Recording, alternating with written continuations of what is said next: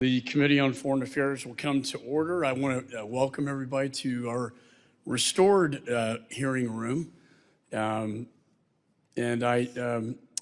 point of personal privilege, I took the opportunity to put our first chairman's portrait up underneath the Great Seal of the United States in front of us. In fact, in the Continental Congress on April 19th, 1775, the Committee on Correspondence was formed, which eventually became the Committee on Foreign Affairs. And so I just put that as a historical reference as to why this committee is in fact so important. And I want to thank the Secretary for being here this morning. The purpose of this hearing is to discuss implementation of the AUKUS trilateral partnership and broader challenges facing international security and arms control. I now recognize myself for an opening statement. One of America's most effective tools has been deterrence, leveraging our arsenal of democracy for global stability. However, since the deadly and chaotic withdrawal from Afghanistan, this administration has failed to project strength on the world stage. And we are witnessing the development of a deadly and unholy alliance among our adversaries. They're working together to undermine Western values, attempting to change the global balance of power. The world has seen Russia's war of aggression in Ukraine and emboldened Chairman Xi threatening Taiwan, and the Iranian regime continuing to fund its terror proxies. Iran is at the center of destabilization in the Middle East, greenlighting unrelenting attacks on Israel as I speak, on commercial shipping, and our own troops in the region, including several deaths recently, including our troops, and dozens more injured. Russia is now getting component parts from China, ballistic missiles from North Korea, manufacturers Iranian drones in country. China is expanding its nuclear arsenal while its military-civil fusion strategy uses our technology and investments against us to advance and strengthen the CCP. And North Korea continues to build up its nuclear and ballistic missile program despite UN sanctions. As the world burns, America is being tested. We must modernize our approach to security to advance our strategic goals. And that includes working with our allies in new and innovative ways. AUKUS is a prime example of how we should be partnering with our closest allies. I agree with the administration that to counter CCP aggression, we must work with our closest allies, and importantly here, the UK and Australia. And that's why I led the bipartisan AUKUS implementation legislation, which passed into law this past December on the National Defense Authorization Bill. This legislation grants the administration the authority to issue ITAR exemptions so we can deploy cutting-edge technology with our closest partners. This April, a presidential determination to finally grant these exemptions will allow the AUKUS Pact to move forward.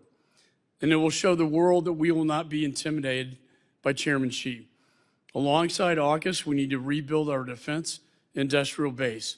The defense industrial base is strained to maintain our own military readiness while meeting the critical needs of our partners. We must make investments to support the defense industrial base and include innovative companies that are producing cutting-edge technology but struggle to secure a government contract.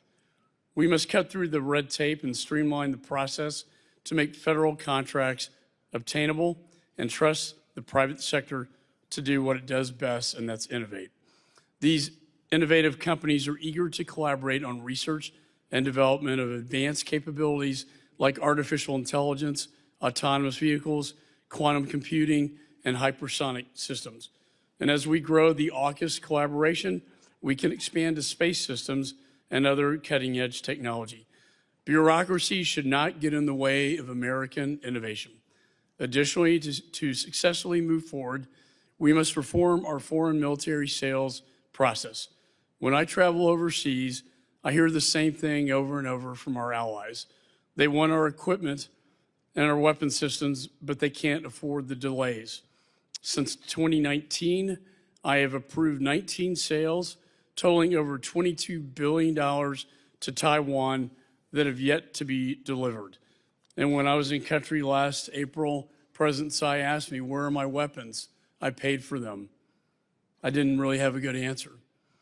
Seeing these challenges firsthand, I convened a task force led by Representative Waltz, which last week published its report highlighting desperately needed improvements to our FMS process. It's called the Foreign Military Sales Tiger Task Force report recently released. It'll be the first time we've had FMS reform, the first time in a generation. And we're not done. We're going to look at outdated arms control and non-proliferation policies like the Missile Technology Control Regime and whether the department's structural organization needs updating to combat the challenges we face today. She is not slowing down as malign agenda, and neither should we slow down in the face of that. However, with AUKUS, we have an opportunity to build on American innovation and partner with our closest allies to deter and defend against the CCP. At the same time, we need to protect the U.S. and our allies with a credible nuclear deterrent. Outdated Cold War nuclear systems are no longer adequate to face the dual nuclear threat we face from Putin and Xi. Only from a position of strength can we negotiate. We are at risk of losing that strength as we let our deterrence age and desperately grasp at negotiations with the Russians and Chinese. The United States does not seek conflict, but only through strength can we provide the deterrence necessary to secure peace in the region and around the globe. And with that, the chairman now recognizes the ranking member, Mr. Meeks, for an opening statement. Thank you, Mr. Chairman, and it is good to be in our renovated home. You know, it's been a while, you know, but it's beautiful, and I'm glad to be back home. We don't have to make that long trek anymore, but it's good to be home. And I want to thank you, Mr. McCall, for calling this hearing. And let me also start by thanking Ambassador Bonnie Jenkins, the Undersecretary of State for Arms Control and International Security, for being here today, for helping us understand the critical work that the Biden administration has been engaged in with our allies and partners to strengthen our collective security. You know, in a little over a week, we will mark 2 years since Russia's renewed full-scale invasion of Ukraine. The human cost of Russia's war has been devastating, and the consequences for global security and stability will reverberate for decades to come. The administration's commitment to supporting the people of Ukraine in this fight is ironclad and proven. In addition to providing billions of dollars in security assistance as a direct result of President Biden's leadership, the United States of America forged a coalition of allies and partners around the world that stands together against Moscow's unprovoked war of aggression.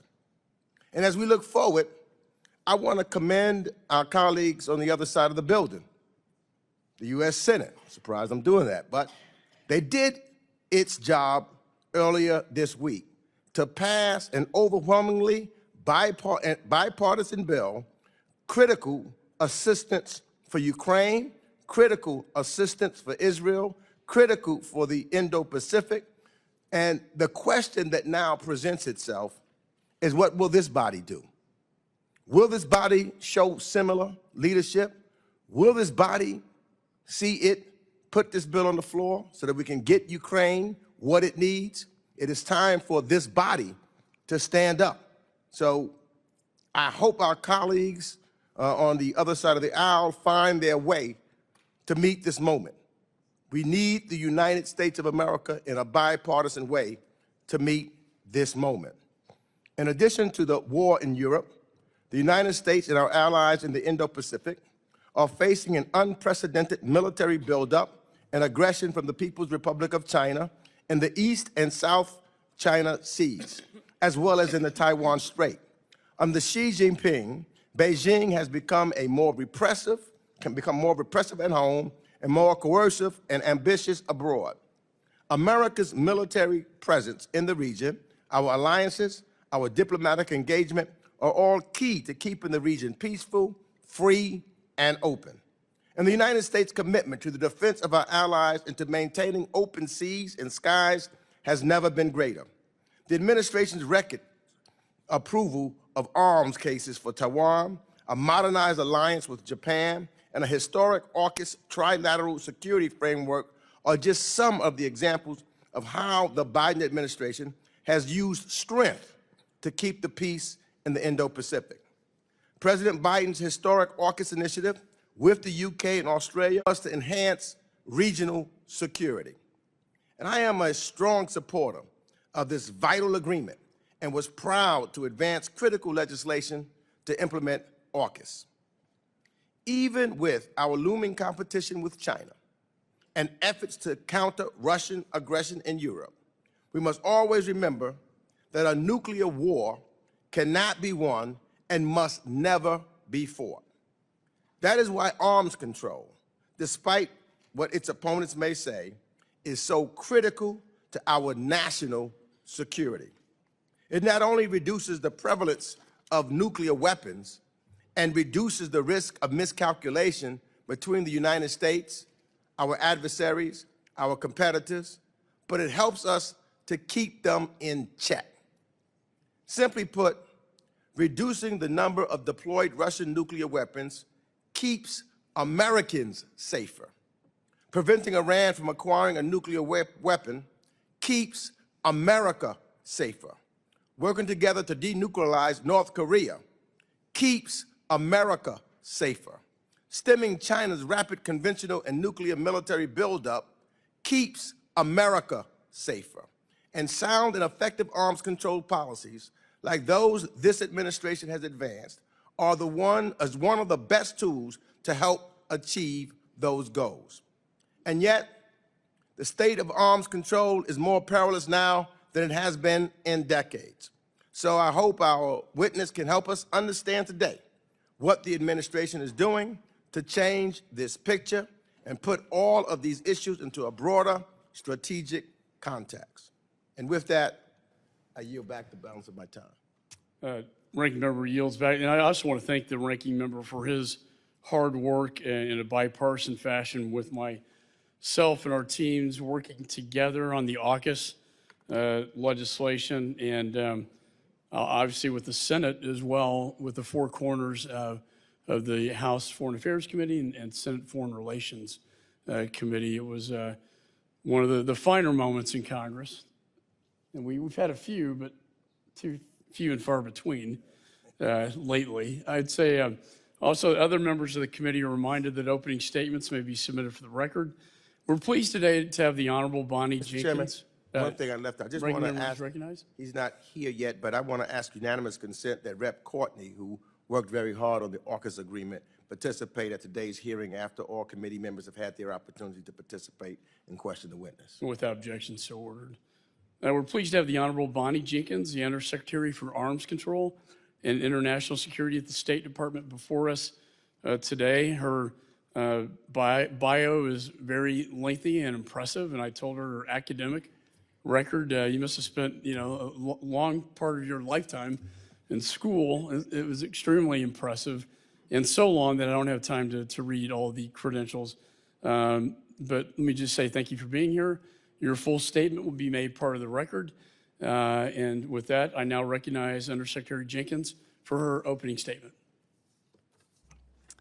Good morning, Mr. Chairman, Ranking Member Meeks, and members of the committee, and congratulations to being back here in this hall. I appreciate the opportunity to speak to all of you today about the work that I oversee at the Department of State as Undersecretary for Arms Control and International Security. Let me give you a broad overview of the challenges and opportunities we face and the tools we employ to ensure that the United States is leading from a position of innovation during this inflection point in history.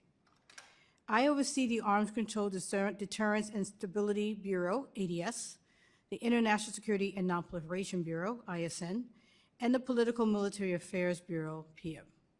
I also lead the coordination for the trilateral partnership between Australia, United Kingdom, and United States, known as AUKUS. We find ourselves at a time where we are certainly challenged. Russia's full-scale invasion of Ukraine is about to begin its third year. the People's Republic of China continues to pressure Taiwan across the spectrum of diplomatic, informational, military, and economic measures. The Middle East is on a knife's edge as Israel defends itself from Hamas terrorism amid a deepening humanitarian crisis, and Houthi extremists engage in illegal and reckless attacks on commercial vessels, exercising their navigational rights and freedom. The deepening cooperation among Russia, the DPRK, and Iran is a cause of concern. However, it is precisely during these moments where we must be innovative to maintain international norms and institutions, providing foundations for global security. This includes our work to advance the full scope of arms control measures on weapons of mass destruction and conventional arms to strengthen deterrence and strategic stability. This administration has secured allied unity to suspend the Treaty on Armed Conventional Forces in Europe in response to Russian withdrawal. We proposed and passed United Nations resolutions calling on countries to not conduct destructive direct access anti-satellite missile tests and to not use radiological weapons. We led states to endorse responsible practices regarding artificial intelligence for military applications, and we completed the destruction of U.S. chemical weapons stockpile, eliminating an entire category of declared weapons of mass destruction. We are strengthening nuclear safeguards, safety, and security, especially as we assist nations partnering in nuclear energy and peaceful nuclear cooperation. Building capacity to mitigate proliferation threats, sanctioning actors engaged in illicit activities, enhancing interdiction measures, and protective sensitive U.S. technologies from exploitation. Thanks to the strong bipartisan support of the CHIPS and Science Act of 2022 and the International Technical Security Innovation Fund, this administration has made profound contributions to protect semiconductor and other emerging technologies. We continue to advance deeper security cooperation with our allies and partners around the world. We have provided over $44 billion in security assistance to strengthen the international coalition helping Ukraine to defend itself and assist our allies and partners to transition off Russian origin equipment. We are working to strengthen Taiwan's self-defense capabilities, implementing new security assistance authorities, and improving the highest single-year number of foreign military sale notifications to Taiwan to maintain peace and stability across the Taiwan Strait. We are helping Israel defend itself while continuing to press for a two-state solution that puts Palestinian voices at the center of a post-crisis governance in Gaza. Standing shoulder to shoulder with our closest allies is one of the hallmarks of American diplomacy.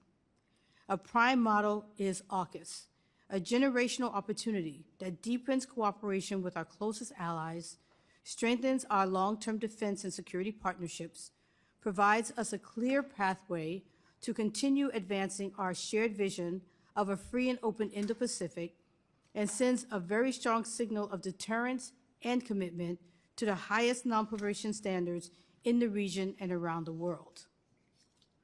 With your passage of the fiscal year 2024 National Defense Authorization Act, we are making great strides within AUKUS on export controls, fostering an Indo-Pacific ecosystem, and supporting operational readiness and interoperability of U.S. allies for generations to come.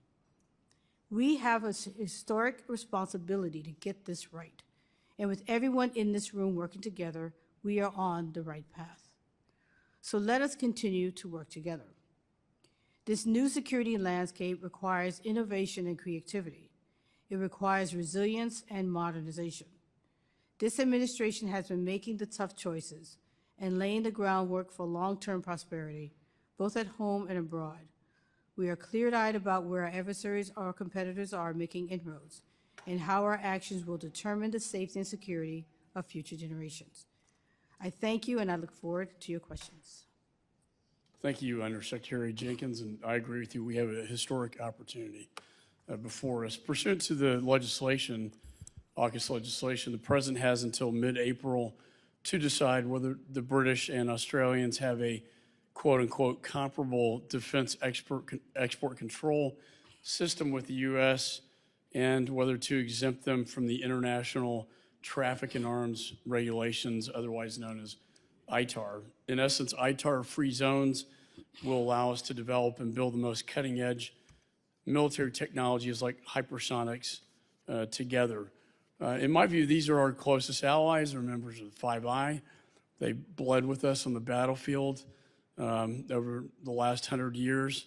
And we shared our crown jewel, the nuclear propulsion technology, with the British for generations, and just authorized sharing our most advanced conventionally armed nuclear-powered submarines with the Australians.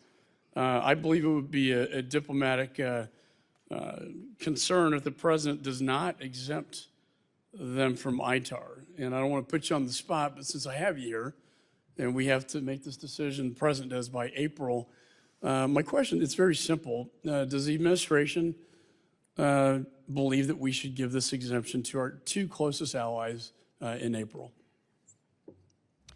Yes, thank you for that question, and I totally agree with you. The U.S., the U.K. and Australia are our closest allies. We have a long history of working with them. And I can tell you that we are working around the clock to do what we need to make sure that we can get the ITAR exemption that all of you have voted with the EDA to help put forward. I can tell you that I've made several trips myself to the UK, going to Australia. My experts are working with our colleagues on a regular basis. We're having trilateral meetings, and it's going very well. The UK has passed the National Security Act. Australia has 2 bills which are going forward. So they are doing what they need, and we are doing what we need to put in place all the steps that have to happen so that we can certify. I feel very confident that we will certify. We're just actually in the process of making this happen. Something that normally takes about 6 to 12 months, we are doing it in a much, much faster period. No, I appreciate that, your candor and honesty. And I really hope the administration does certify. If you need anything from us in the committee, please let us know. We're working as Americans here with our allies against a very strong threat coming from China. Shifting to that, Taiwan arms sales. I know you're aware of this issue. When I saw President Tsai, she asked me where are my weapons. There are 19 weapon systems, $22 billion that have not reached the island. What I'm concerned about is if we can't get these weapons into Taiwan, what deterrence does the island have as the clock is ticking? And I think after the presidential elections in Taiwan, it's even more foreseeable.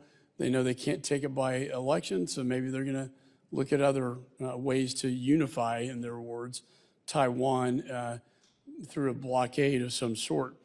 Do you know why this has taken so long, and when do you anticipate that the weapons that Mr. Meeks and I signed off on, and the chair and ranking member in the Senate, do you anticipate when they will be delivered?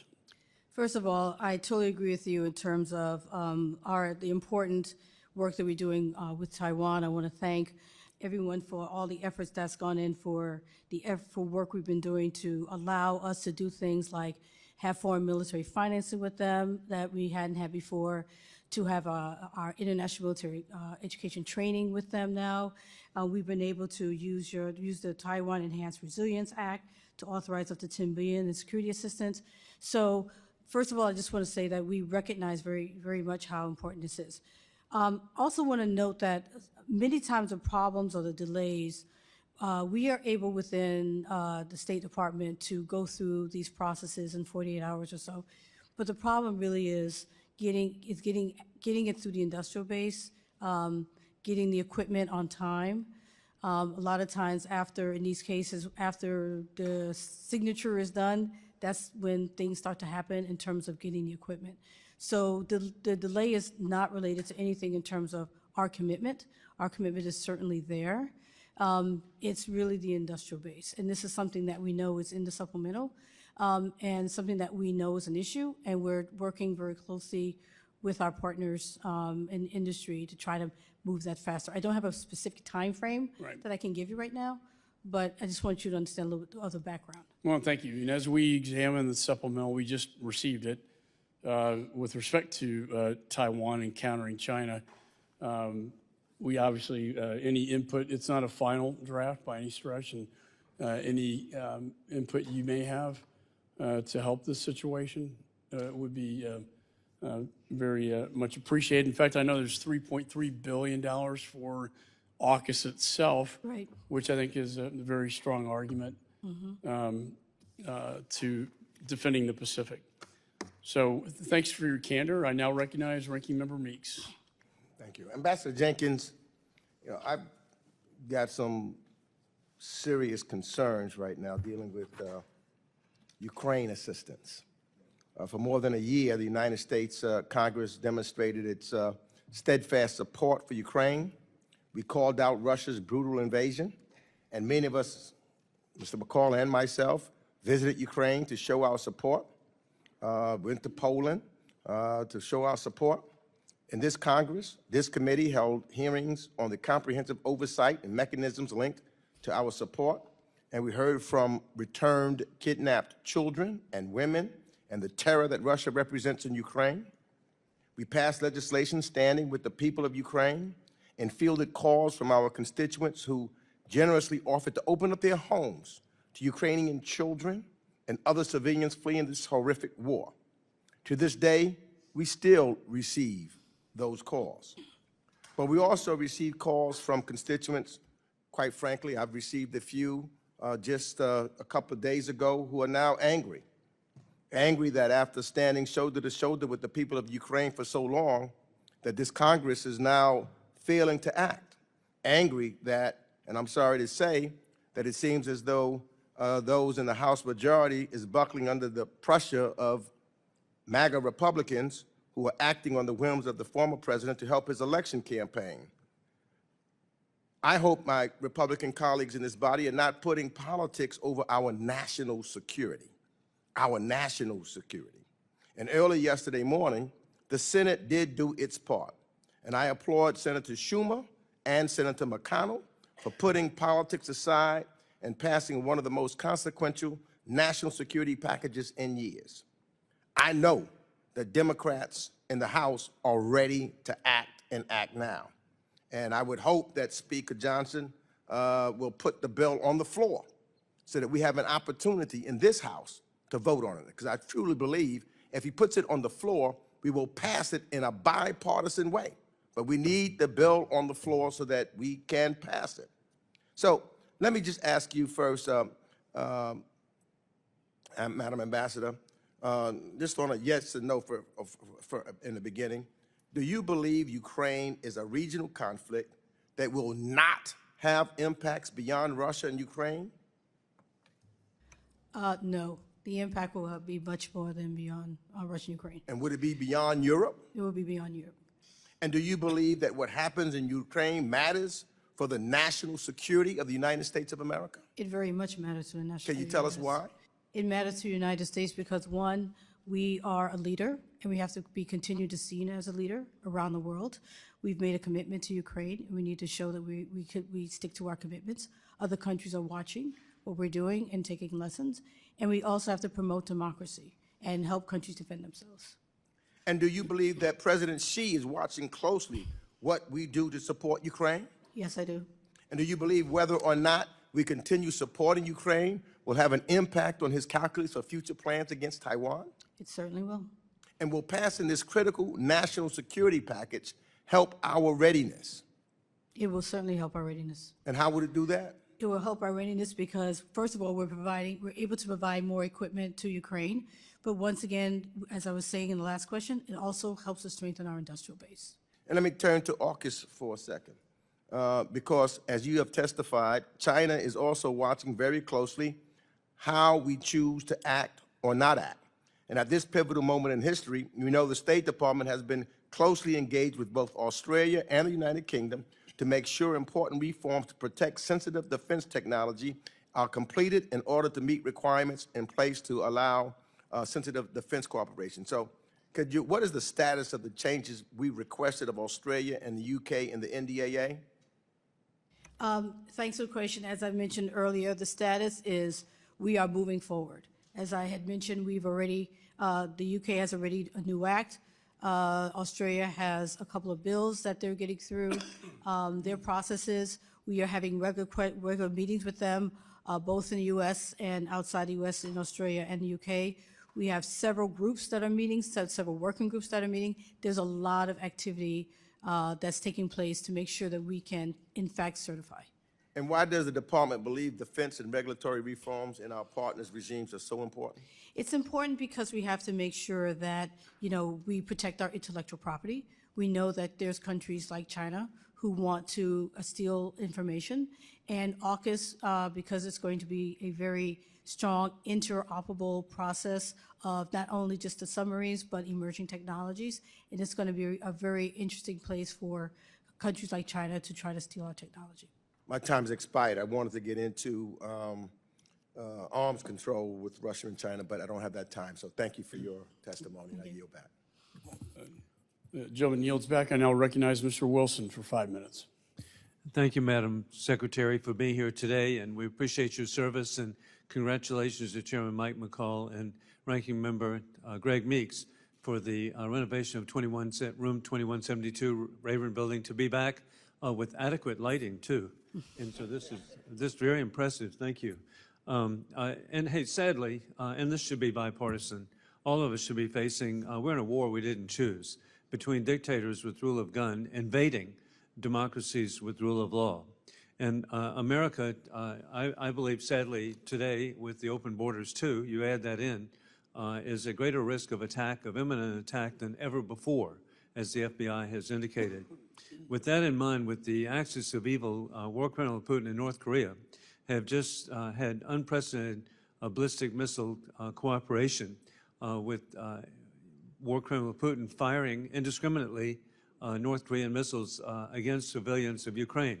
What's being done to try to address this, because it also is a direct threat to our great allies of South Korea and Japan? Yes, thank you for that question, and I totally agree. Any relationship that we're seeing, between Russia and North Korea is very concerning.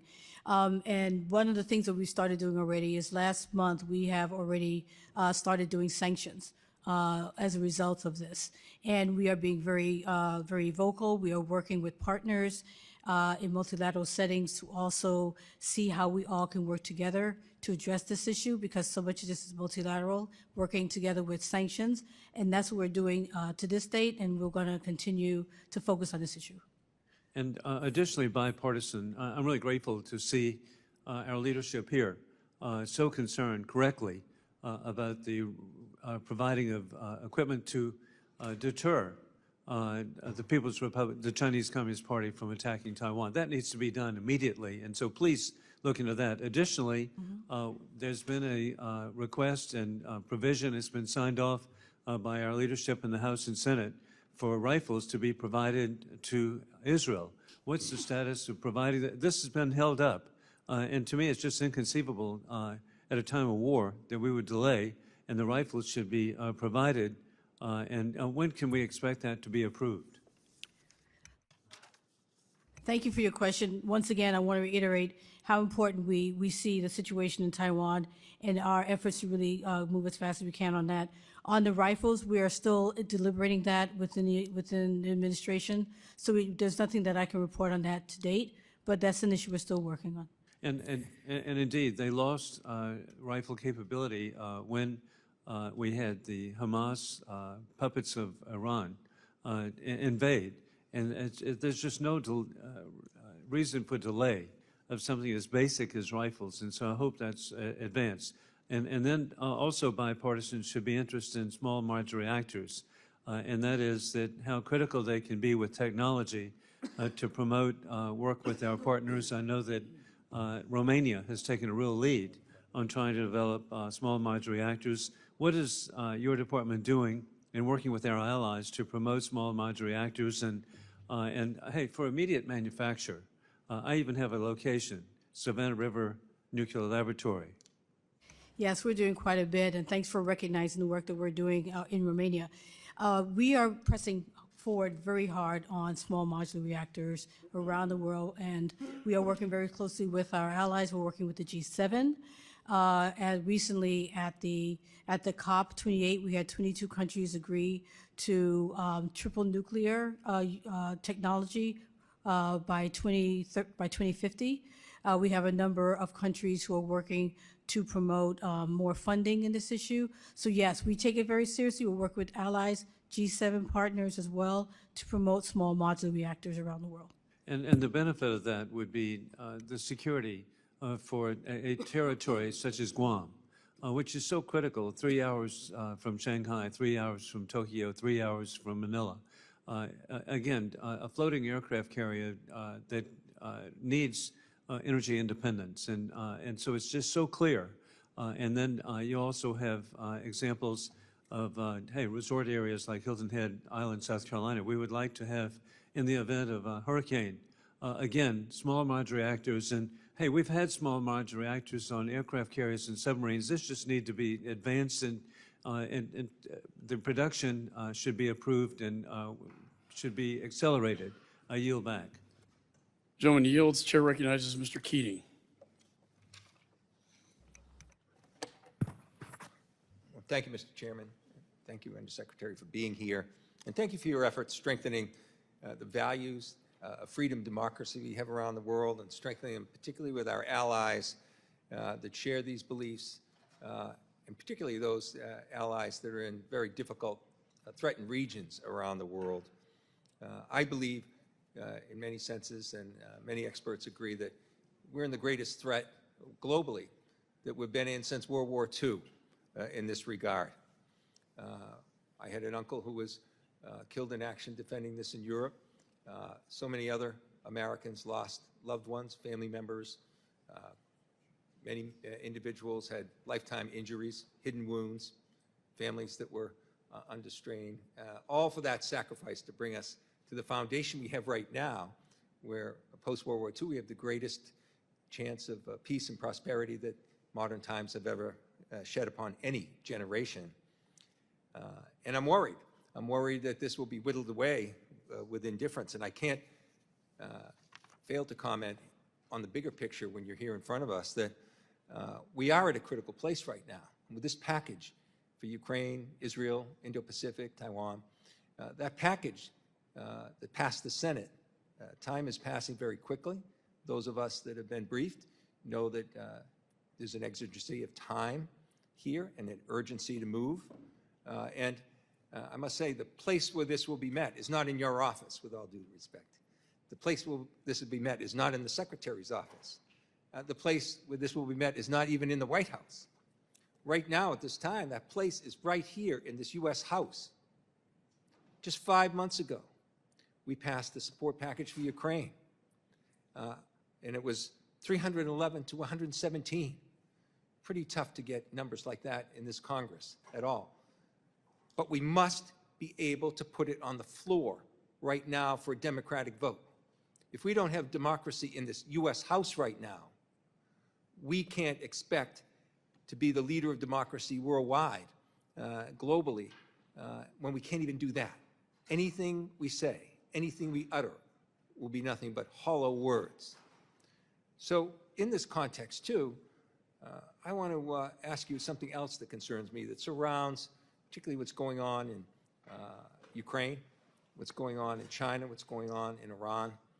And that's the importance of recognizing, I think, that we have NATO that brings, post-World War II allies together, that gives leadership to so many other.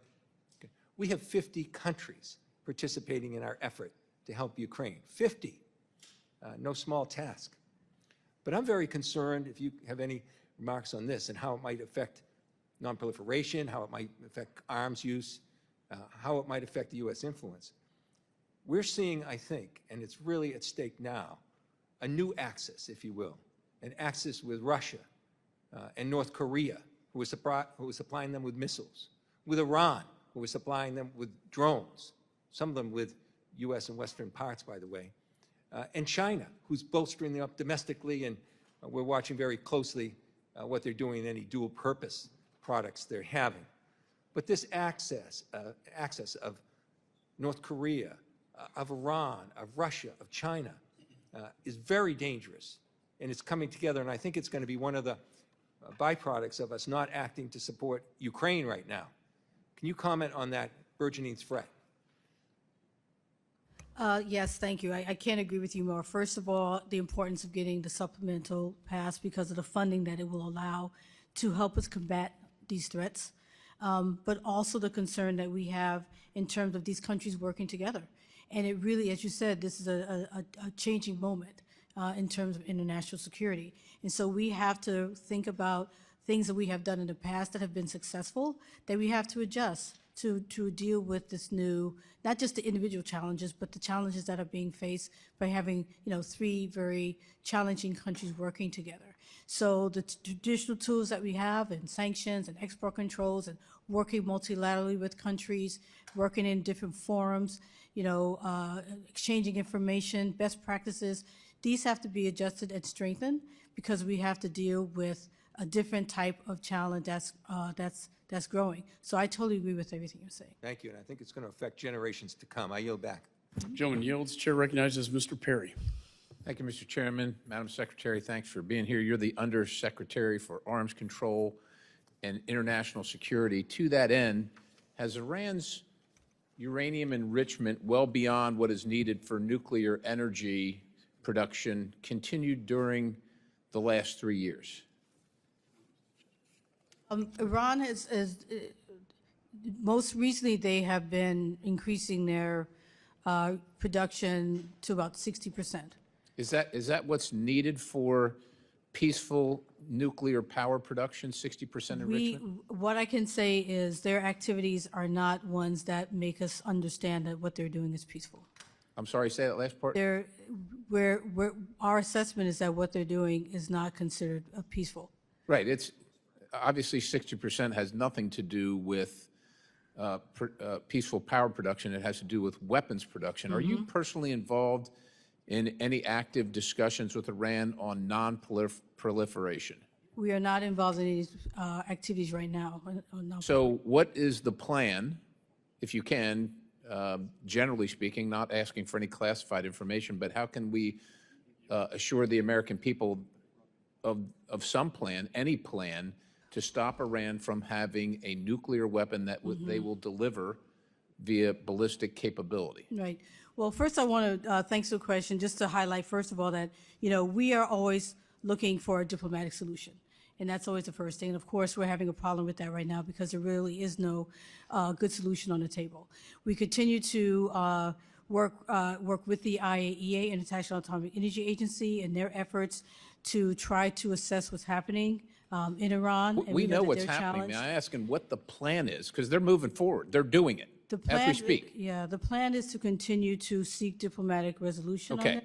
All right. So they're going to continue, and we're going to keep talking, and they're going to continue. I got it. I just wanted to see if there was something new here that I wasn't aware of. I want to switch subjects here a little bit. New reporting from Michael Schellenberger, Matt Taibbi, and Alex Gutentag cite sources in the intelligence community that say that the IC asked Five Eyes intelligence agencies, including the UK and Australia, to spy on 26 of the previous administration's associates. Did you know if a warrant existed to authorize the spying on these American citizens at the behest of our intelligence community? I don't have any information on that. You don't have any information. Well, okay. Do you and the president support the requirement of a warrant to have Five Eyes intelligence agencies spy on American citizens on America's behalf? Do you and the president agree that a warrant would be required? I'm hesitant to respond to that because I don't feel like I have enough of the background information that you're. Okay, that well, you're pressing. if I don't include the president, if I just include you, do you believe in warrantless spying at the behest of the intelligence community on American citizens?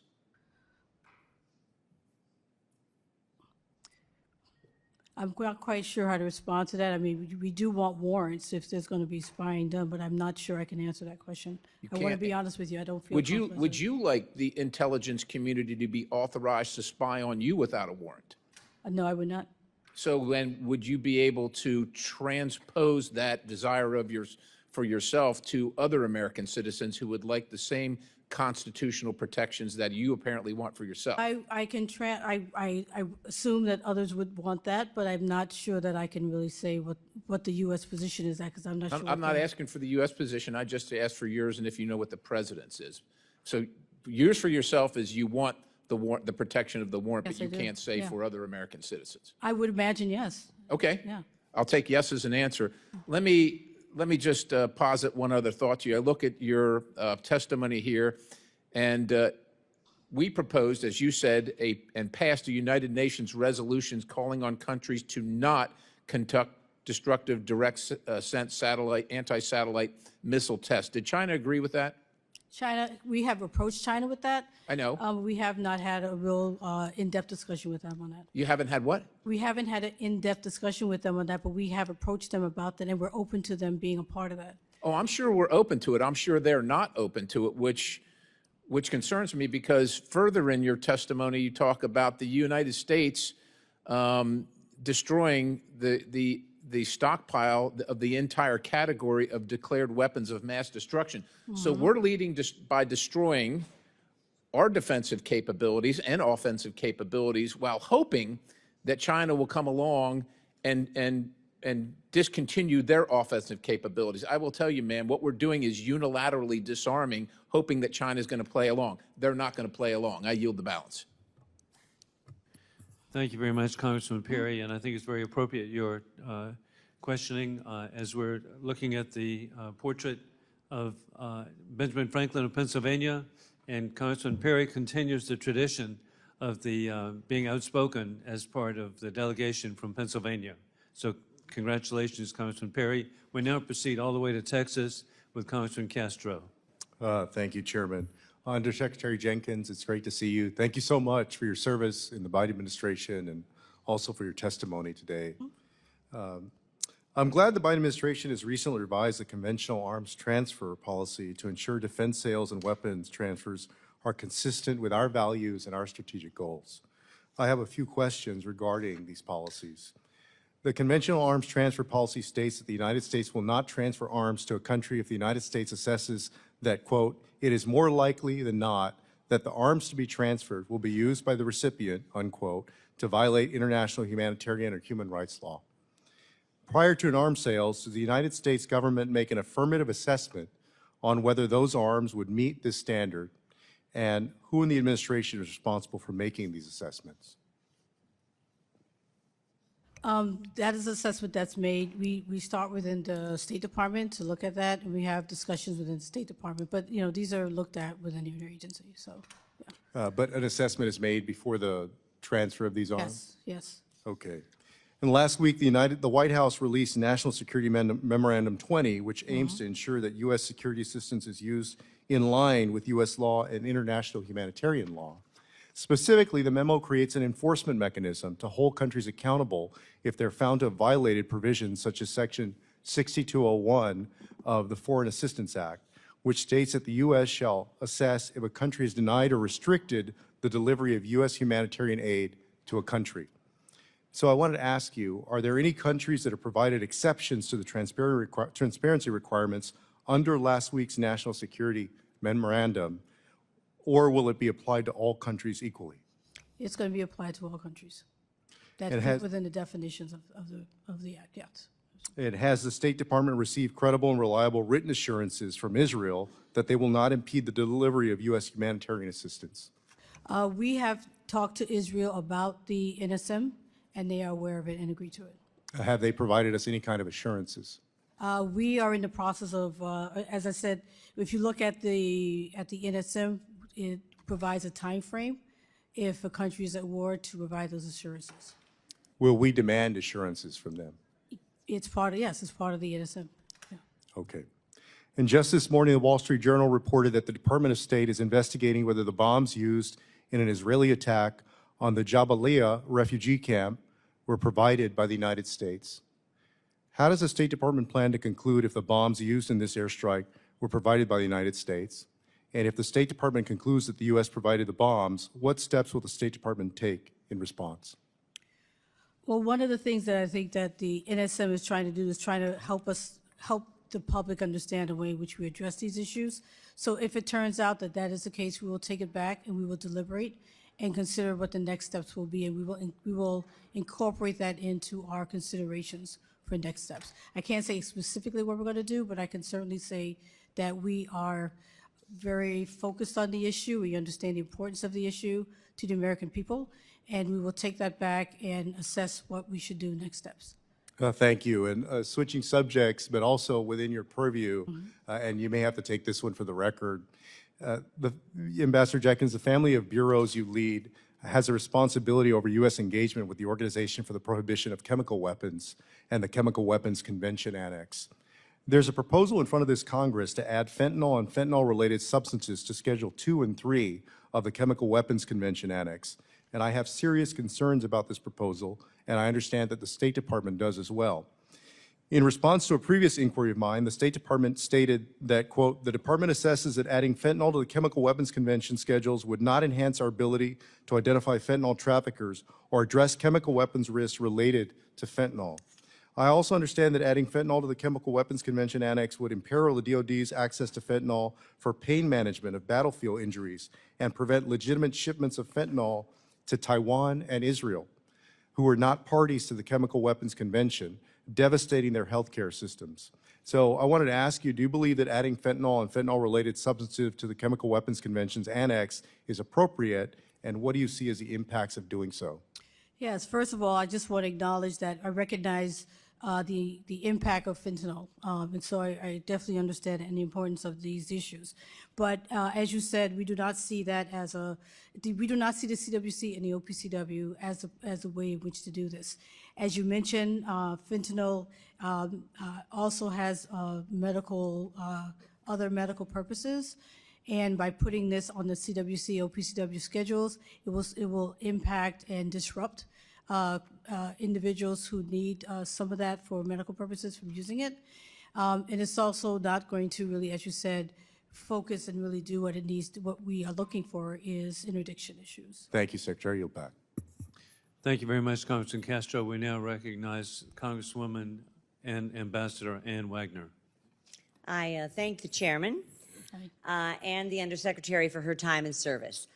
China represents an urgent threat to the United States and its partners. We have an important advantage, however, a range of partnerships and alliances that are unshakable and battle-tested, including AUKUS, a critical security partnership between the U.S., Australia, and the UK.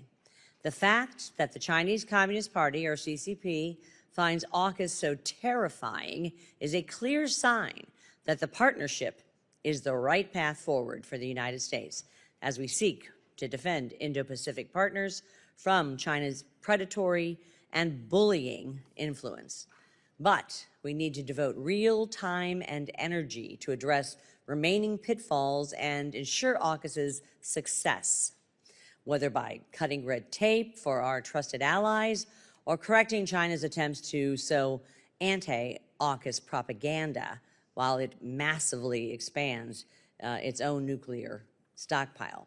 Undersecretary Jenkins, the 2024 NDAA instructed the Secretary of State to create streamlined procedures and anticipatory release policy for the transfer of advanced weapons technologies like submarines and hypersonic cyber capabilities, artificial intelligence, and undersea capabilities to Australia, the UK, and Canada. When do you anticipate the release of that policy, and what concrete steps are you and your bureaus taking to prepare those policies? Thank you. And once again, it's an opportunity for me to talk about AUKUS, which I agree with everyone here about the importance of that. And as I had mentioned earlier, we are working around the clock with both the UK and Australia to make sure that we have what we need and all three countries have what they need so that we can move and certify as required under the NDAA. Our experts are meeting on a regular basis. We just met last week. All three countries met on experts. I'm meeting with my colleagues on a regular basis. We have questions that are being answered. Excuse me, timeline-wise, are you on track here? When do you anticipate the release? It's hard to anticipate the release right now because we are actually working to get these things. There's certain things that have to happen, but they're happening in a rapid pace. Okay, well, I hope can so. say, for example, as I said earlier, the UK just passed a legislation. The same thing with Australia. They have to go through processes within their own countries for this to happen. So I can say we're working as fast as we can, but there are steps that have to happen in all three of our countries. China has disseminated propaganda across the Indo-Pacific, falsely claiming that AUKUS undermines non-proliferation goals.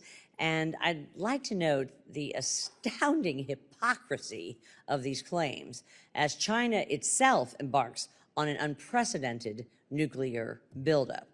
Under Secretary Jenkins, is the department effectively countering Chinese misinformation surrounding AUKUS, like the misinformation surrounding the transfer of conventionally armed nuclear-capable submarines? Yes, thank you for the question. We are regularly countering disinformation. We see it on a regular basis, as was mentioned. China often raises AUKUS at the IAEA in the Board of Governors.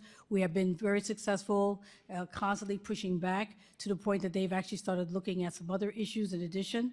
So we have been working on this. We understand the Chinese buildup of nuclear weapons, and we continue to Where push do you back. think that China's misinformation campaign against AUKUS gained the most traction? And specifically, are we working with regional partners to correct the record? Yes, I think originally it was starting for some countries to gain traction. I think that has been reversed because a lot of what was being claimed, countries are understanding is not true, particularly what they were saying about submarines, that they were saying that submarines were nuclear weapons when they're not. They're conventional weapon submarines, and people are seeing that. We're working very closely with the IAEA. DG Grossi is making reports talking about the great relationship we have with them. So I think it's that active work that we're doing is helping. In my limited time, and you may have to answer for the record, China is expected to increase its nuclear arsenal many times over by 2030. Right. Undersecretary Jenkins, do you think China's unprecedented buildup of nuclear weapons requires a new approach to how we control the trade of nuclear material, considering the civil-military fusion that China relies on for their military modernization? And if so, do you also believe that we need to ensure that the West is not supplying Russia and China with nuclear technology and material that can contribute to the expansion of our adversaries' nuclear arsenals? I would ask you to reply for the record on this question. My time has expired, Mr. Chairman, and I yield back. Thank you very much, Congresswoman Ann Wagner of Missouri. And now we proceed to Congresswoman Dina Titus of Nevada. Thank you very much, and thank you, Ambassador. Your impressive reputation and resume precedes you, and we're delighted to have you here. We've heard a lot this morning about the bill that just came out of the Senate and how it's far-reaching and how it impacts our national security and how our colleagues definitely want to do that, but just can't bring themselves to vote for that bill for some reason that may have more to do with politics than policy. You've said yourself that it impacts our national security, or it would if it passed in a number of ways. But would you describe a little more specifically how that bill has broader implications for the T family, how it impacts arms control, arms verification, and nonproliferation? Yes, thank you. There's, the bill, as I said, is going to provide us with things we talked about in terms of Ukraine, in terms of Taiwan, in terms of foreign military. But we also have funding in there for our nonproliferation fund and the work that we do in nonproliferation, some of the capacity building work that we do. It's going to be supporting domestic uranium enrichment. We've been talking a lot about that today, about civil nuke issues, which will allow us to be independent in terms of our nuclear fuel, and and continuing to help us work with other countries as well. And that has non-proliferation aspects to it as well. And so it's going to be, as I look at all the things that's in the bill, it's going to be helping quite a number of activities within the T family, particularly as we talked a lot about today in the PM Bureau. Could you also talk a little bit more about how the programs that you oversee and that we've been discussing kind of play out in the relationship that's growing between Russia and Iran? Most of the work that we're doing in that respect, I mean, there's a lot of things we're doing, but I'll focus on the Russia-Iran issues. You know, we have a number of sanctions, obviously, on Iran. We have also started some new sanctions on their UAV related issues, connected obviously with the UAVs that they have given Russia. We have a lot of sanctions, obviously, on Russia following the invasion in 2022. But we're also seeing them act together in many different forums that we are engaged with. And I will really have time to go into all the arms control forums that we work with.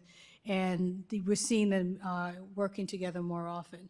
So it's not just in, obviously we talk about, you know, the security assistance side and the sanctions issues, but we're seeing them work together in other ways. And so we're trying, as I said, we talk about innovation in this new security environment.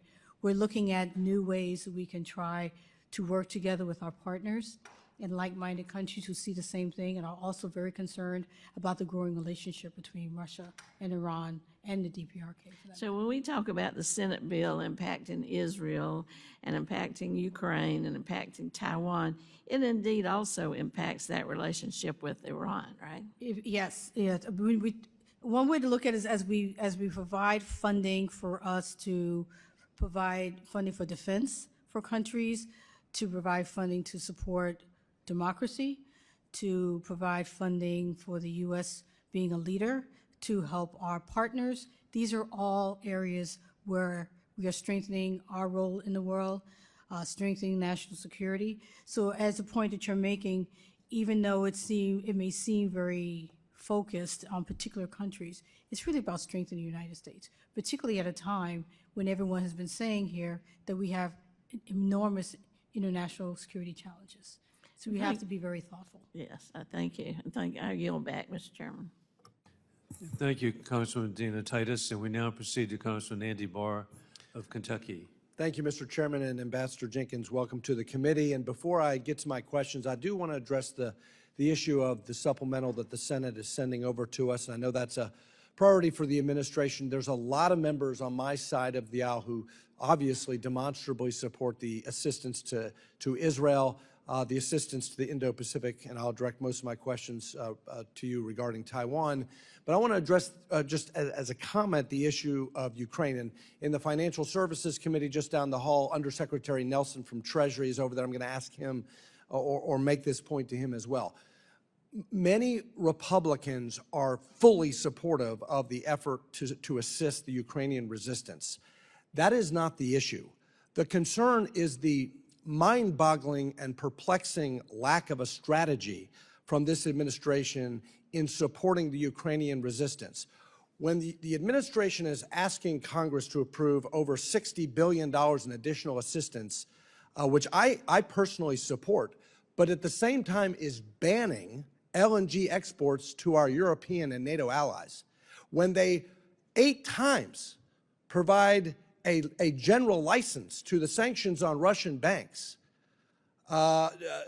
in processing energy transactions, when the oil price cap strategy is failing, our strategy is literally funding Putin. And my point to the State Department here with this commentary is that the administration's obsession with climate is compromising our national security and our strategy to counter Putin. If we want to stop Putin, if we want to prevail in the fight against Moscow, then for goodness sakes, stop limiting energy exports, stop aiding Putin's energy exports, and stop financing Moscow's war machine. With that, let me get to my question about Taiwan.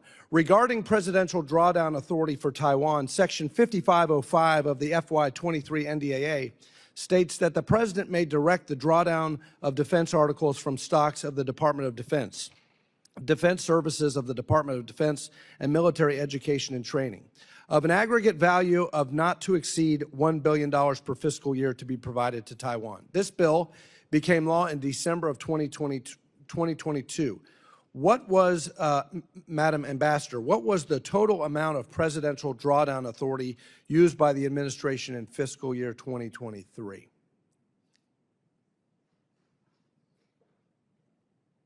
I'm not sure I have the specific number with me at the moment, but I can certainly get that to you. Well, if you could, get that to us, and also we want to know what has been used thus far in current fiscal year 2024. And the reason why we say that is that the administration is rightly asking for Indo-Pacific assistance in this supplemental, but the administration has existing authorities that we provided through the NDAA in successive years to assist in that effort, and we would urge the administration to use that presidential drawdown authority. India, real quick, Madam Ambassador, in 2016, Congress designated India as a major defense partner, and last year, President Biden and Prime Minister Modi reaffirmed this partnership twice here in D.C. and in Delhi. Not only are we cooperating more, but we're seeing a shift in India's defense supply chain away from Russia and towards the United States in our orbit. However, last week, the Biden administration issued the National Security Memorandum on Safeguards and Accountability with respect to transferred defense articles and defense services. This memorandum sets up new hurdles and reporting requirements for prospective arms sales to partners. Do you see this memorandum having any impact on future sales of defense articles from India? India is over-dependent on Russia for defense. We need to reduce those barriers. Yes, thank you. First, I know we have a lot of time. On the first one, I just want to highlight on the PDA. I just want to mention that we do want to use that PDA, but it has taken time. Some of it because industry backlog and things like that. So I just want to let you know we are very focused on that.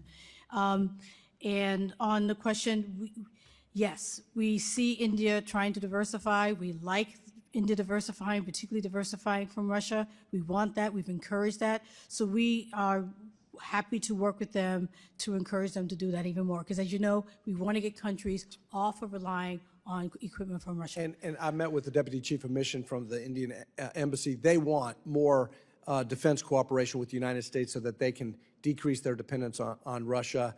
At this moment, we just need to make sure we don't set up any barriers. Right. Thank you for your service, and thanks for hearing me out on the strategy on Ukraine.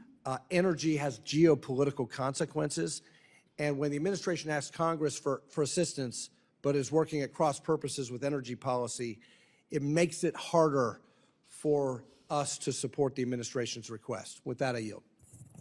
Thank you very much, Congressman Andy Harris, Barr, for your good work from Kentucky. Hey, and we're really grateful.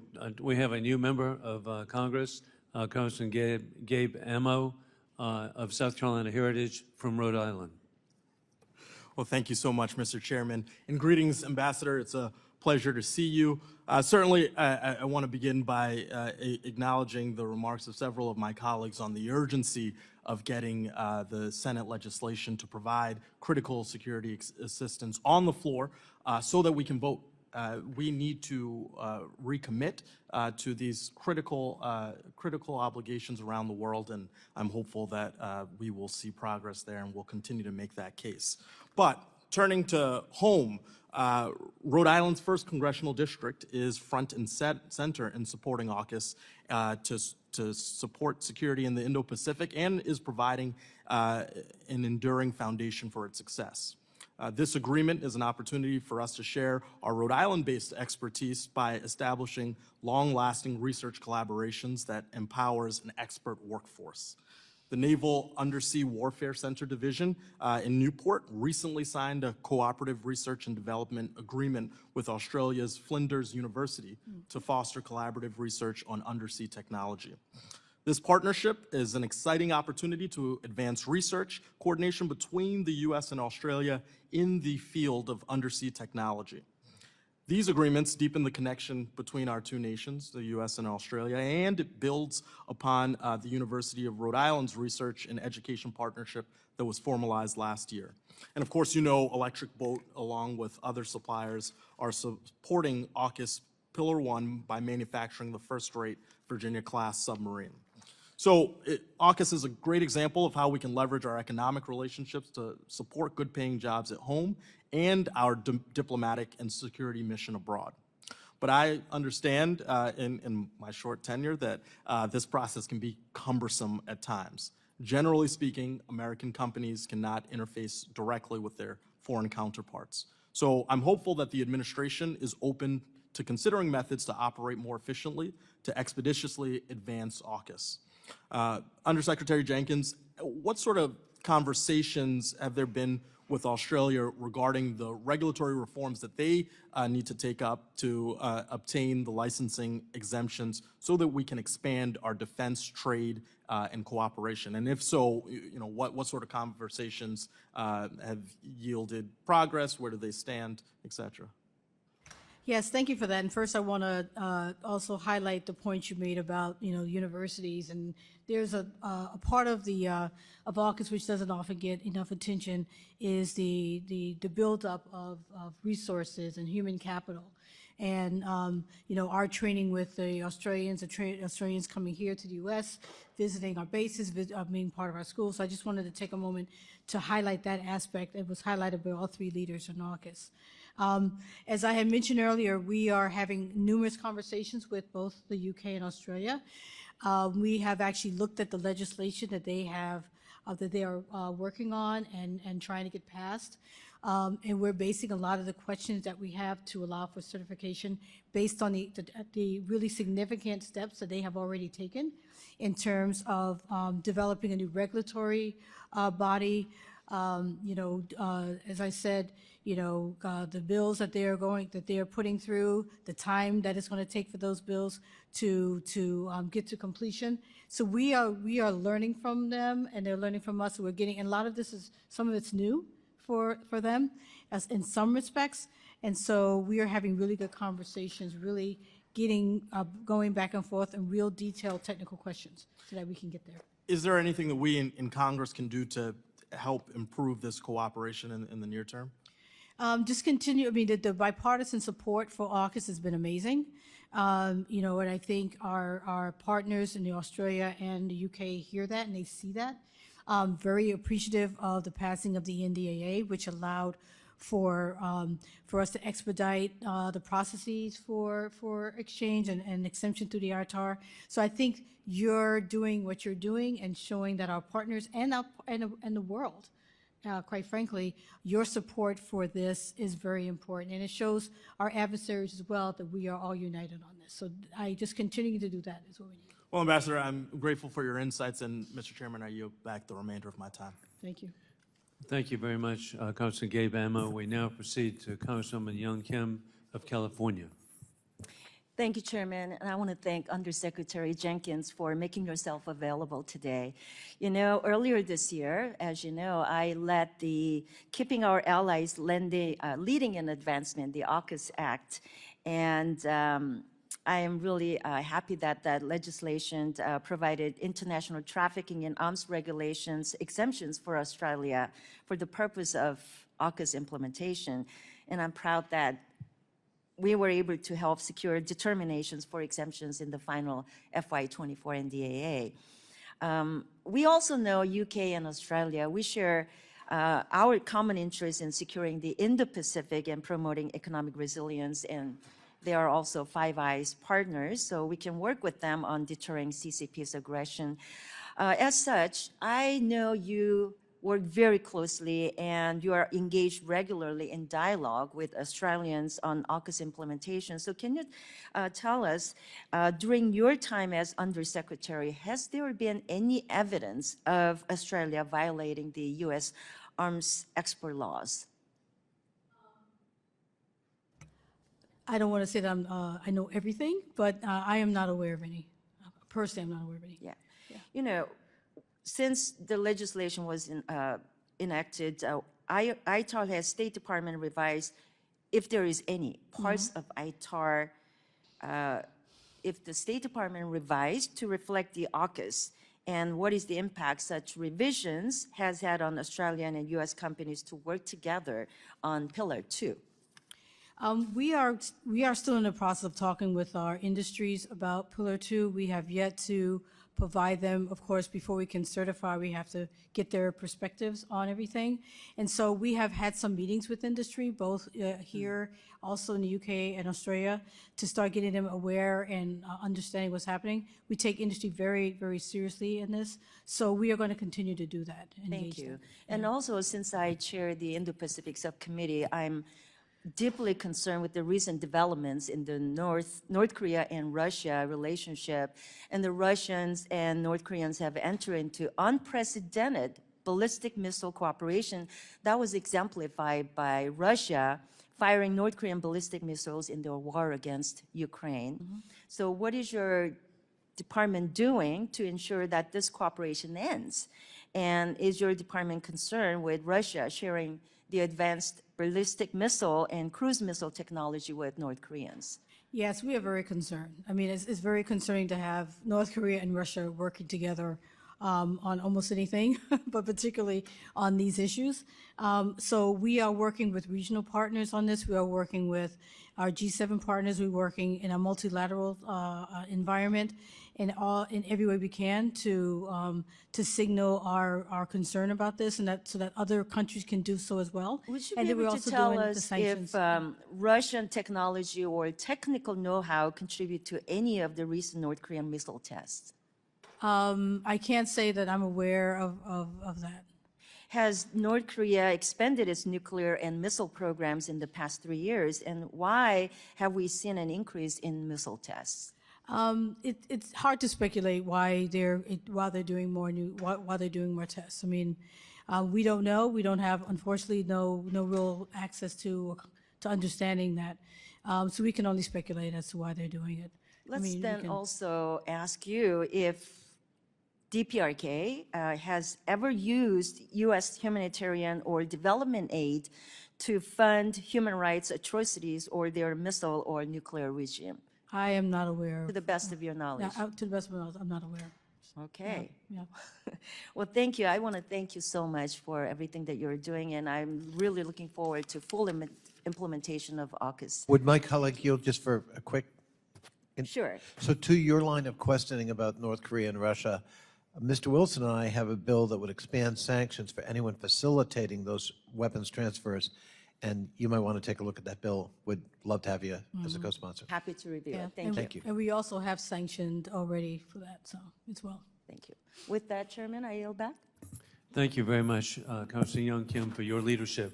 We now proceed to Councilor Brad Schneider of Illinois, who next week will be serving on the Helsinki delegation to Vienna. Councilor Schneider. Thank you, Mr. Chairman, and just to correct the record, no, I just will happen to be in Vienna on vacation and will visit you.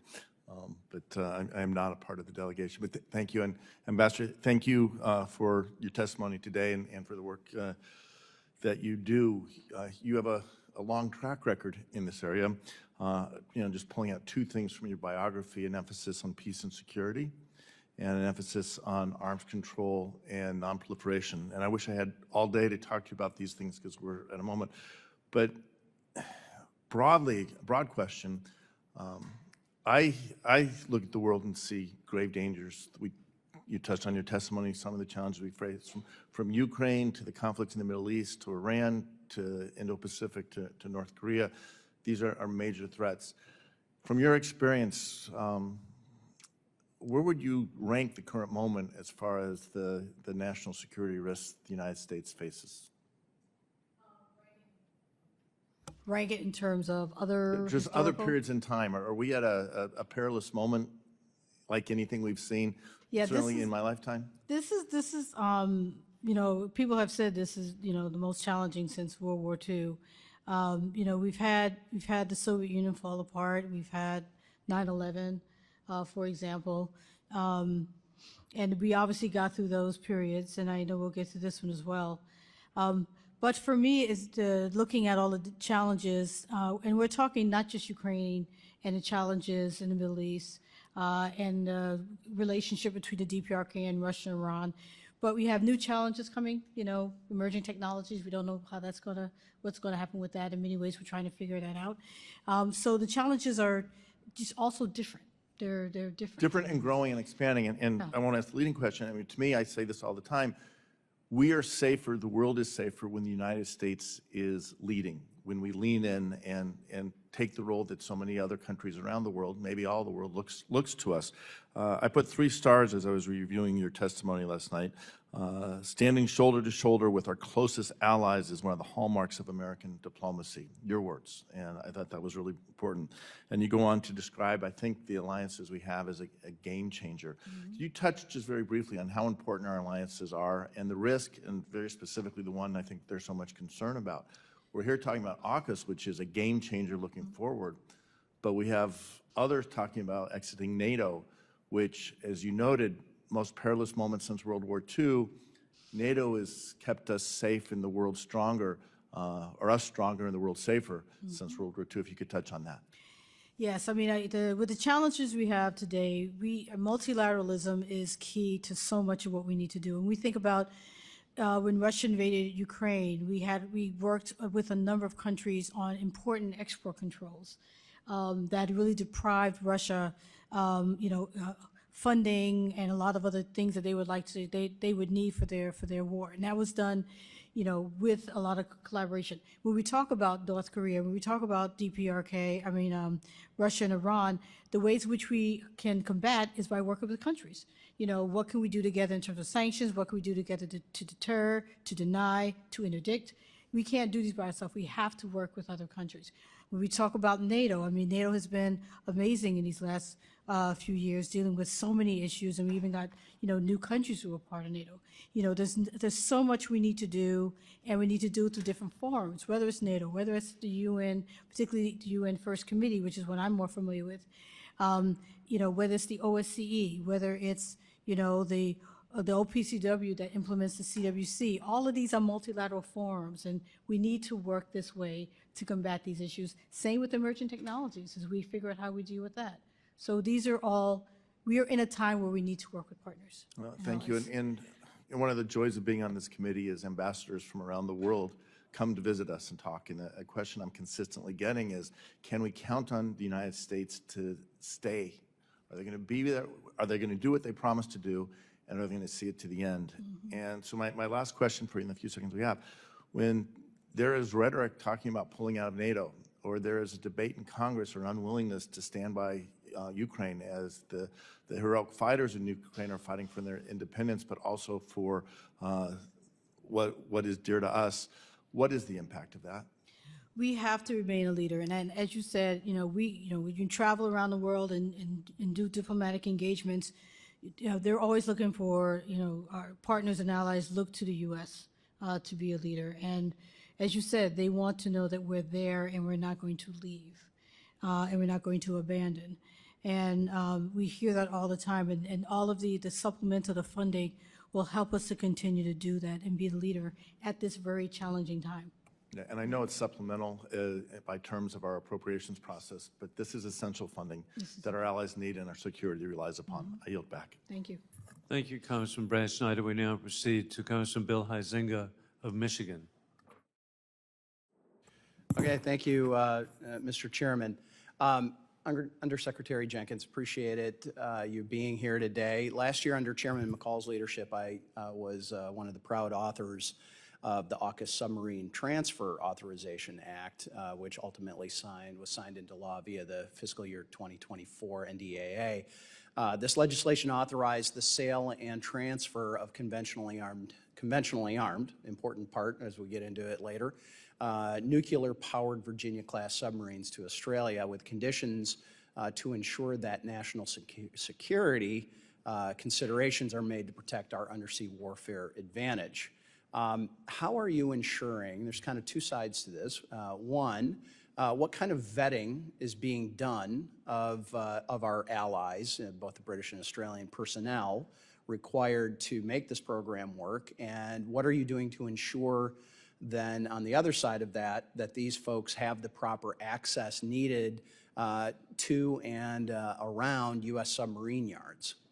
Are you taking advantage of the ITAR exemption language for shipyards in my bill as it was enacted in the law? How are you actually doing that?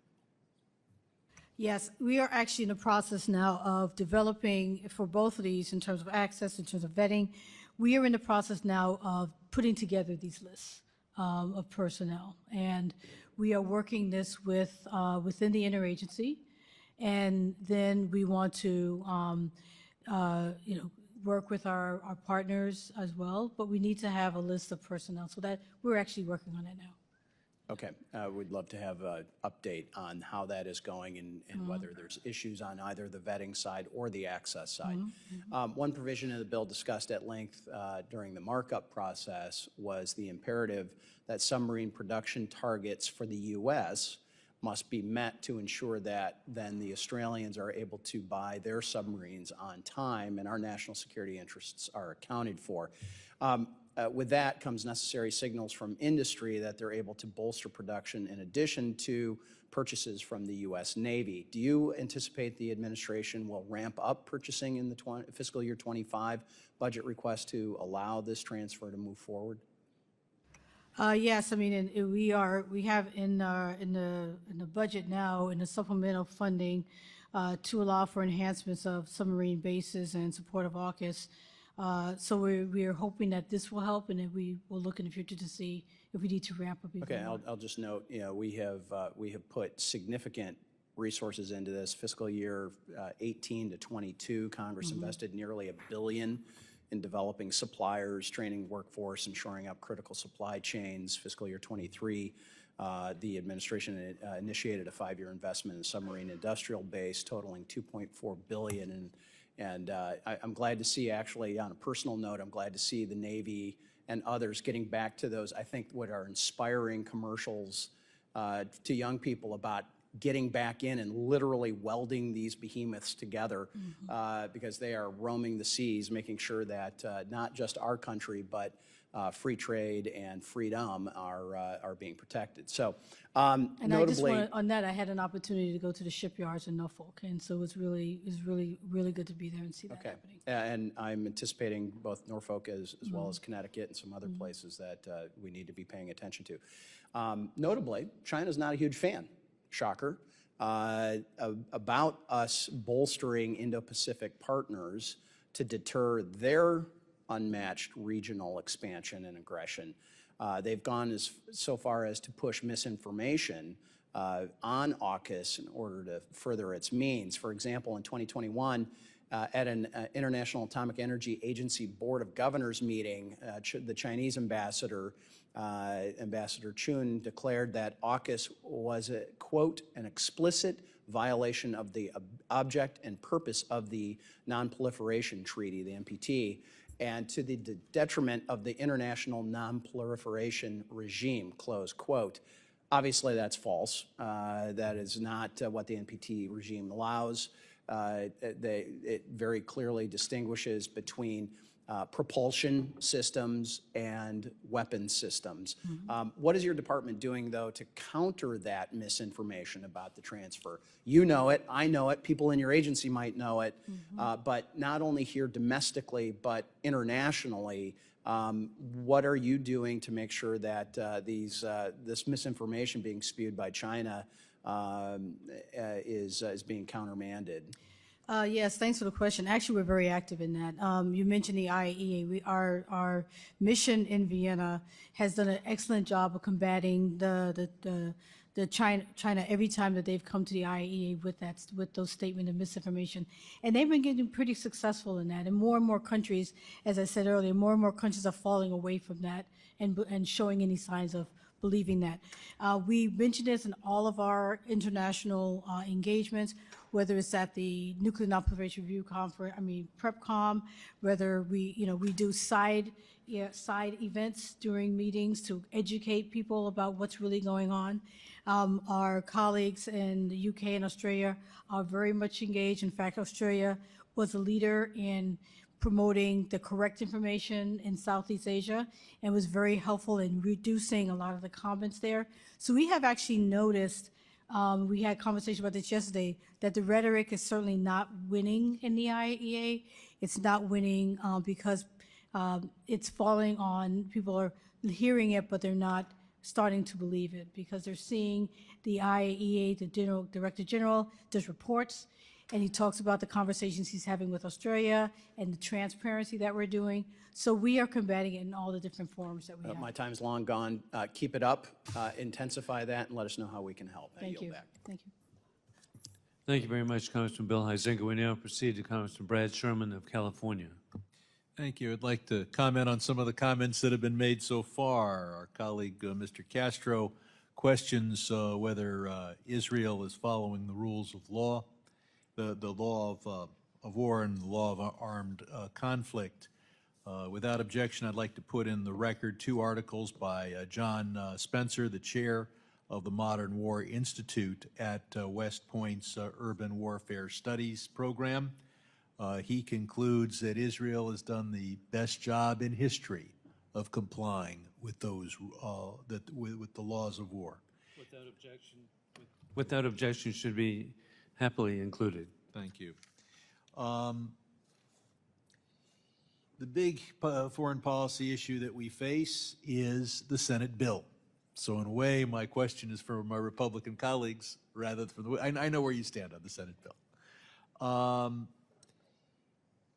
And this is just a rhetorical question, but will Republicans be willing to sign a discharge petition so we can get a vote on the Senate bill? Or so that we can at least demonstrate to the Speaker that he should bring a version of that bill to the floor of the House, perhaps with the border provisions, perhaps without the border provisions. But if we cannot aid Ukraine and Israel and Taiwan at this critical time, then we are no longer a world power.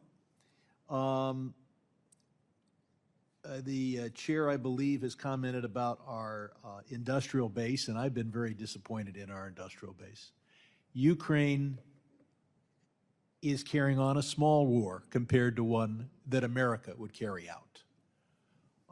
We have fought wars against Iraq and Afghanistan, but we maintain a military capable of fighting Russia and China simultaneously. How many artillery shells is that compared to what we can actually produce? How long before we'd run out of ordnance if we fought the war for which we built our military? And I'll address our witness for just a second. You have tough decisions to make. Allow an export, not allow an export. And it's not, and I just want you to point out that the worst possible answer you could give is wait, because that means they go somewhere else, perhaps with a contract that would have been good for you to approve. And that second, saying no may protect our national security. You don't want to export what we shouldn't export. But it may also hurt our national security, because that's less money going into the American industrial base and more money going into the industrial base of Russia, China, France, or wherever. So my question will focus on Taiwan. Taiwan's chief representative in Australia said that Taiwan is open to deeper collaboration with the U.S., UK, and Australia under the UNCLOS framework, and in particular joining Pillar 2. This would address key issues for Taiwan, such as cyber capacities, information sharing, given the existential threats to Taiwan. Do you see potential collaboration of Taiwan in the UNCLOS framework? Thank you for the question. Just very briefly, I want to remark on NSM 20. One thing I did make clear is that this is based on things that we were already expecting countries to do in terms of laws of war and in terms of humanitarian. So I just want to. And I might add, people say that there should be conditions on our aid to Israel. Yeah. We already have them. Yeah. We have statutes that require everyone that receives our arms to comply with the law of armed conflict. I'll turn it back to our witness. And on AUKUS, yes, on Pillar 2, we've already made it clear that that's, unlike Pillar 1, Pillar 2 is one where we will be looking for partners. We are in the process now internally looking at what we're going to, what the criteria is going to be, which areas of immersion technology they may be involved in. So these are things that we are looking at right now to see which countries will be a part of it, which ones we want to invite. But yes, we will be asking more countries to join us on that. And our hearing here is on AUKUS. There's $8 billion in this Senate bill for Taiwan. If we fail to provide that money, does that degrade our national security in the South Pacific? What it does is we have been very clear about our support for Taiwan. We're very happy that we have this, we've gotten what we've been able to do with funding. We want to get more funding. And it's a signal. It certainly will be a signal that we're not as committed as we have said we are. So it's very important that we get the supplemental. Thank you very much, Congressman Brad Sherman. Now proceed to Congressman Brian Mast of Florida. Thank you, Chairman. Ma'am, up here. Per your opening comments, you're here representing the idea that you support a Palestinian state, correct? We support a two-state solution. Okay. Have you looked at that objectively? What do you mean, have you looked at it objectively? Have you analyzed that objectively? This is something that we do support, yeah. That's not an answer. Have you analyzed a second Palestinian state objectively? Have you analyzed it objectively? I'm not sure exactly what you're asking. You don't know what it means analyzed it? You don't know what it means to objectively analyze something? Know what it means objectively. Okay, so have you done that? No, I have not. You If I understand your question. You might not be, because I can't believe that you would answer it in that way. Let me just start over. You're here representing support for a Palestinian state, correct? Yes, yes. Have you analyzed that support objectively? Yes. But you just said no. So I'm trying to understand what you're saying. Okay. I thought I made it pretty simple, but you said no. But I'll grant you that now you said yes, you have looked at it objectively. So, having looked at it objectively, which I would assume somebody in your position does, who would you assess would lead that Palestinian state? Pick a group. You can name a group, but I'm saying Hamas, Palestinian Authority, Palestinian Islamic Jihad, Fatah, some other group. Who would lead it? I think that has to be something that's considered. I don't think I'm in a position to say Who that did right you now. objectively assess would lead it in determining you have support for a Palestinian state? I don't think that I can answer that question. I think this is part of a larger discussion. But you objectively assessed that you support a Palestinian I do state. support a In objectively assessing that, who do you assess would lead that state? What group that does not receive military support from, say, Iran, do you assess would lead that state? I understand your question, but I think I would have to have a little. I don't feel comfortable saying that without. Have you having not more assessed understanding what group this. would lead it? Have you or have you not assessed who would become the leader of that This is Palestinian part. state? This is part of a larger discussion. But have you or have you not assessed that? I have. This is a part of a larger discussion. I don't Yes. think I can't answer that question. You can't I'm answer sorry. whether you have or have not assessed who would lead the state? I cannot answer a question about me, particularly what I think, what it should be. I mean, I think that's part You of a came here larger- and said there should be a Palestinian state. Have you or have you not assessed who would lead that? Just yes or no. Have you looked at who would lead it or have you not? I support a two-state solution. I know you said that numerous times. Have you or have you not assessed who would become the leader of that state? Fatah, Hamas, Palestinian Islamic Jihad, Palestinian Authority, somewhere else. Have you assessed who it would be? I don't feel comfortable. I'm sorry. I don't feel comfortable. You don't answering the feel question, but comfortable I feel- saying if you have assessed something. No, what I don't feel comfortable is making a statement when I think it's part of a larger discussion. Don't even say who it is. Just answer, have you assessed it? Have you assessed who would lead it? Put it this way, there will be an assessment of this question within the U.S. government in So terms of you who we think came should. here but supporting something you have not I'm not in a position assessed. right now to say what that is because I think this is part of a larger discussion. Honestly, it's amazing. I think it goes back to your original statement, which was probably the correct one, that you have not objectively looked at this, and you got it right when you said that. I'm going to move on to another question. Part of what the U.S. government wants to do. I can't. You're supposed to be the part of the U.S. government I that am does part that. of the U.S. So, government, but I'm not I will going to say not. what the government I have should more do. time. Sorry. I have more questions, so I apologize. So do you assess that a Palestinian state would be more likely to be designated as a major non-NATO ally like Israel or Egypt, or would you assess that they would have to be labeled a state sponsor of terror? I can't if answer that created? question. Have you assessed that?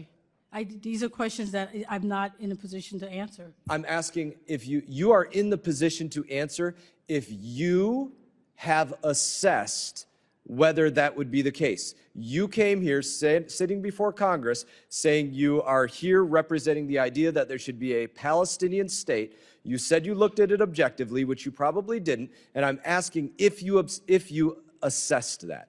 So you can answer whether you assessed something or not. What I can answer is this is part of a discussion that I don't think that I should be making those decisions or answer these questions right now. Answering what you don't think you should answer whether you assess something is amazing. Let me ask one more question. Why do you think that we should make a country out of a people that just conducted a Jewish genocide 4 months ago?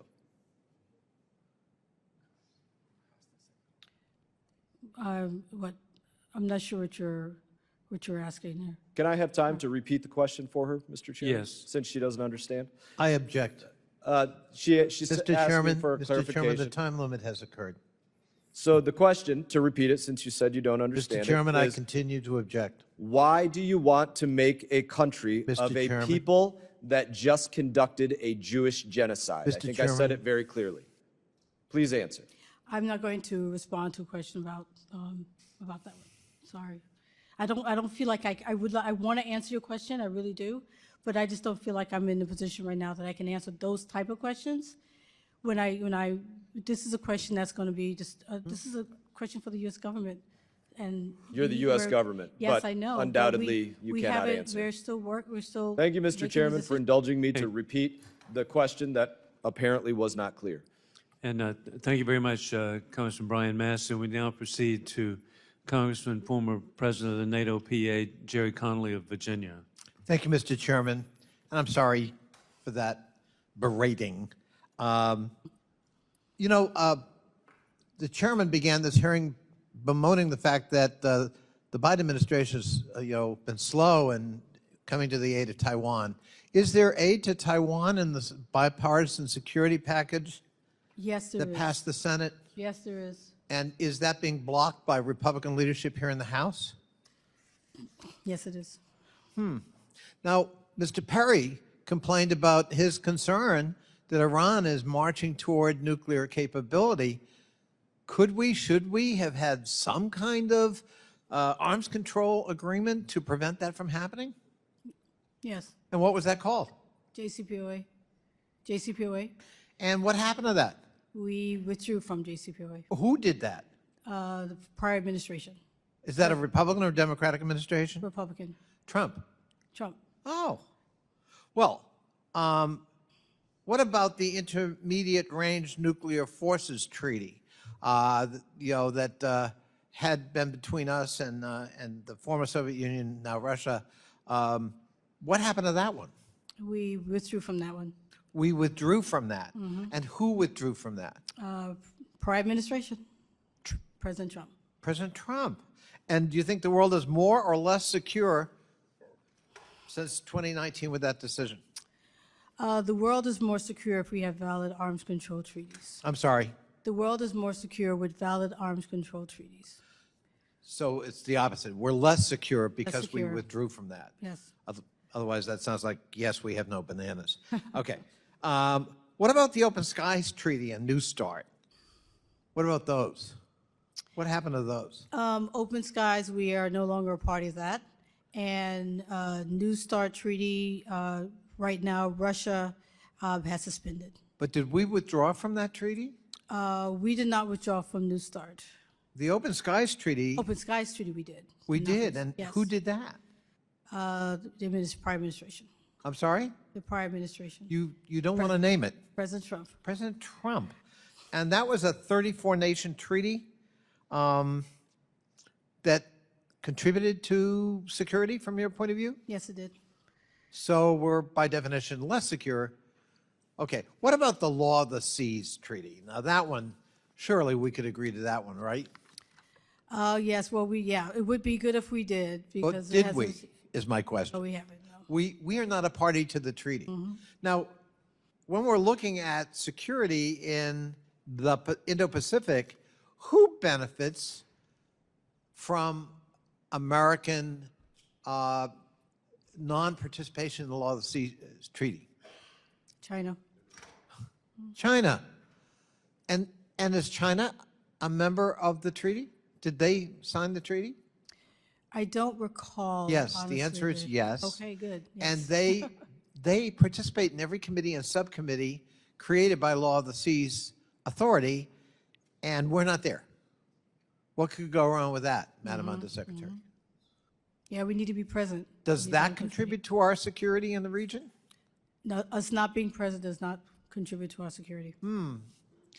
And with respect, finally, to President Biden's big security package supplemental and the big bipartisan vote in the Senate this week, you think that our security would be enhanced or damaged with House consideration and passage of that bipartisan agreement? Be strongly enhanced if we had that. Say it Strongly again. enhanced if we have it. And you think we're diminished if we don't act on it? We are diminished if we don't. In terms of, for example, NATO alliance, credibility, reliability? Yes, I mean Ukraine. I mean, there's so many things in this supplemental that really strengthens our security and being able to provide and be a leader in these issues. Well, that's interesting that we're having a hearing on security. And it's fascinating to actually delve into various treaties and agreements, all of which have been damaged by the previous administration. Thank you very much. I yield back. Thank you. Thank you, Congressman Connolly. Now we proceed to Congressman Tom Keene of New Jersey. Thank you, Mr. Chairman. This committee held a hearing in May 2023 that focused on AUKUS and ways to improve U.S. arms exports. Since that hearing, we successfully negotiated language in the FY24 National Defense Authorization Act to a clear pathway forward to realize the potential of AUKUS, which the President then signed into law. Undersecretary Jenkins, thank you for being with us here today, and look forward to your answers to my questions. The UK has worked closely with the U.S. in some of the most sensitive military technologies, including naval nuclear propulsion, with the British through our Mutual Defense Agreement and the Polaris Sales Agreement. We have fought side by side with them in every major conflict in the 20th and 21st centuries. Recently, we worked with the Australians to combat threats posed by Chinese recruiters to ex-military pilots and have altered their laws with the National Security Act of 2023 to reflect that threat. This is precisely the type of cooperation that we would expect from our closest allies. Allies as close as this deserve an ITAR exemption. Undersecretary Jenkins, do you agree with that statement? Yes, I do. Can you provide examples of recent ITAR violations that preclude giving the ITAR exemption to the British? I do not know of any. Neither do I. Can you commit that you will provide the British with a whole nation ITAR exemption that will work and not fail as the defense trade control treaties? Yes, and we are working to make that happen. Okay. Thank you. This is on a different area. Russia's Rosatom has long been a Kremlin tool to influence and coerce around the world and evade Western sanctions. Do you agree with this? Sorry, I missed the first part of your, could you say that? Russia's Rosatom has long been right. a Kremlin tool to influence and coerce around the world and to evade Western sanctions. Do you agree with this sentiment? Yes. Okay. What is the department doing to meaningfully develop alternative supply chains in the U.S. and allied countries that are not dependent on Rosatom for nuclear fuel? Yes, we are very interested in making sure that we can help countries move away from relying on Russia and Rosatom. We have, there's once again in the supplemental, there's funding there to find alternative sources for the supply chain. We have come to agreements with countries to help countries find, we have agreement with a number of NATO countries as well. We have the G7 actions. We have statements that were made at COP. These are multilateral efforts. And in addition, you know, of course, a lot of Europe has been trying to move away from Russia. So this is something we're very serious about, and we're working multilaterally with countries, and we want to get the funding to actually do some more of that. The few sanctions on Rosatom executives and subsidiaries to date Yeah, we have are sanctions. insufficient. The UK, as one example, has sanctioned more of Rosatom executives. Why is the U.S. not moving faster in coordination with allies to sanction Rosatom and subsidiaries? Yes, we have sanctioned Rosatom. We, of course, can continue to work with our partners to continue to sanction them. It's not something that's done. We can continue to do that, and we will.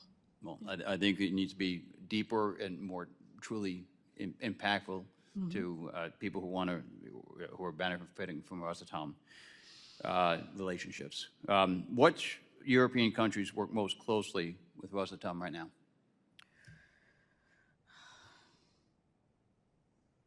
I don't know offhand, but I can get that to you.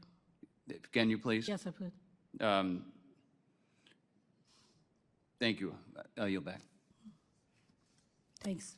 With that, the gentleman yields, and with that, the Honorable Mr. Costa from California is recognized for 5 minutes. Thank you very much, Mr. Chairman, and thank you, Madam Secretary. Obviously, the topic this morning is to try to focus on American security and with our allies and AUKUS in particular, but as you've observed, I think this committee's interested in a wide range of security issues affecting our country and our alliances. Could you give me a brief update on where you think AUKUS stands in terms of our matrix and our goals to deal with that modernization and any clear challenges? Because I want to segue as well to some of our other security issues. Yes, I mean, just there's a couple things. There's I mentioned earlier some of the work that we're already doing with the UK and Australia so that we can certify them. You say we're on schedule?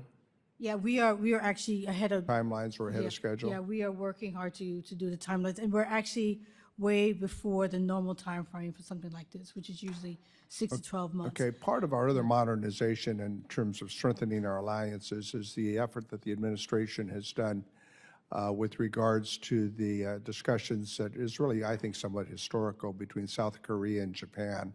I don't know if you've been engaged in that particular area, but where do you think the progress is there with Japan modernizing their constitution and getting more focused? I think this is very important. Mm-hmm.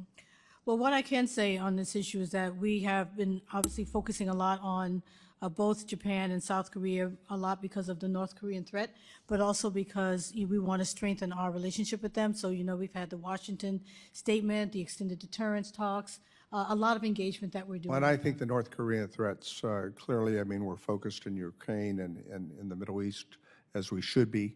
But I think that and now with the situation with China and Taiwan, that we don't want to lose sight of the challenges we're facing there.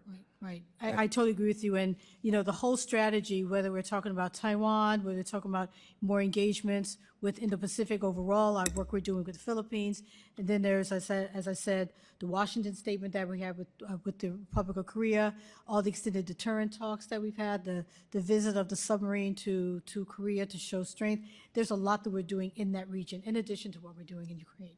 Right. Which brings me to the question, and you noted it and others have mentioned it, and by the way, I want to associate myself with the comments with Representative Conley. I think our, in the previous Trump administration backing away with various agreements that we had has weakened our security, not strengthened our security. Mm-hmm. And to ignore that, I think, is really not to understand the big picture in terms of whether we're dealing with security in Asia, Southeast Asia, with our allies, or whether we're dealing with it in the Middle East or Europe. So that brings me to my frustration. The funding that's in the supplemental not only provides our support in terms of Ukraine, when Ukraine has really done an incredible job given their resources, regaining over half the land that Russia took. This unprovoked attack by a war criminal named Putin. And anyone who associates with Putin or takes his side simply, I think, as the President said, is ignoring our democratic responsibilities as the leader of the free world. Mm-hmm. But the funding doesn't just stop there. It provides assistance for Israel, one of our most valuable allies, and humanitarian assistance. And frankly, that humanitarian assistance, as the world is watching, is critical, don't you believe? Yes. Certainly is. And the humanitarian assistance goes beyond to 120,000 Armenians that have lost their native homeland in Nagorno-Karabakh, who are now faced with Azerbaijan, and they just attacked and killed 5 soldiers in Armenia yesterday. And just ignoring I mean, the world's watching and our responsibilities there. And by the way, doesn't the supplemental provide $30 billion to replenish America's own defense capability? Yes, and I just want to make sure before the time runs out that to highlight what I don't think has been said enough is about the humanitarian side. And the funding does go to these issues that we talked about, Taiwan and Ukraine and Israel, and obviously things related to AUKUS, but we are looking and the for world's funding. watching. The European Union has just in the last week provided 52 billion euro. Right. And we're sitting here as abdicating our own responsibilities and undermining our own very security. Our own very security is being undermined because of our inability to come together on what seems to me common sense. And certainly the Board of Security is an issue. We had an opportunity to resolve the Board of Security, but I guess we found out that the Board of Security by some of our folks is no longer important, and we can wait to the end of the year. My time's expired, but I think that, frankly, we got to come together here, and we got to come together soon. Our security depends on it. Thank you very much. Thank you. With that, the gentleman yields, and now I recognize myself for 5 minutes. You cited in a discussion with Mr. Conley just recently that we are now less safe by withdrawing from certain treaties that we had. Specifically, Russia has a clear history of violations of the INF, Open Skies, and New START. The question I have for you, do these arms agreements benefit us if one side is not complying to the agreement and the other side is? How does that benefit us and make us safer or less safe? Well, I think you have to understand that arms control treaties benefit the global community and it benefits us. For example, let's talk about New START. New START is still very much in our national security interest. Currently, while the Russians have suspended the treaty, they still remain within the numerical limits of the treaty. And we have done lawful countermeasures as a result of the suspension. But it's still within our national security interest. We don't want a situation where there's no treaty, which means Russia can still start developing even more weapons. You know, it's the other side of deterrence. It's in our interest to try to find ways through arms control to limit arms races. So I would make the counterpoint that whether it be these agreements or the World Trade Organization or the Paris Accords or anything, if the United States is the only one following the rules, the only one decreasing carbon imprint, the only one who's paying the bills, the only one who's following the rules, and everybody else is cheating, that's not really putting us in an advantage at all. That's not the purpose of a treaty to begin with. And before you respond, I just want to say that, did the Trump administration cite the treaty violations as a reason to withdraw from the treaties? Oh, there were conversations just about that. Of course they before we did. withdrew, Okay, yeah. thank you. So I just want to point out the point, look, whether it be China violating the World Trade Organization when we take them to court, they're wrong every time, and they just find other ways to cheat. China's paying attention to these treaties, and if we're allowing people to cheat in these treaties, it sets us up for bigger failures on grander scales where we have a global strategic issue at hand.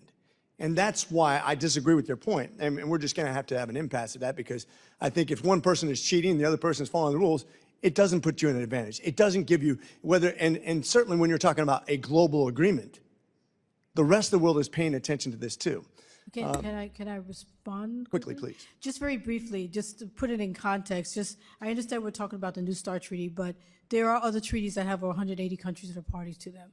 And these treaties develop norms, and they and help to provide some kind of strategic stability within the international system. So they do have a value, and even though I understand that in this case with Russia, with their suspending the treaty, right now the treaty still exists, and it's in our interest to try to keep it going. With all due respect, I'm not worried about other countries besides Russia, Iran, China, North Korea. I don't think the other countries are nefarious. It's unfair to judge the other countries based on those countries that are cheating, and I will not agree with you on that point.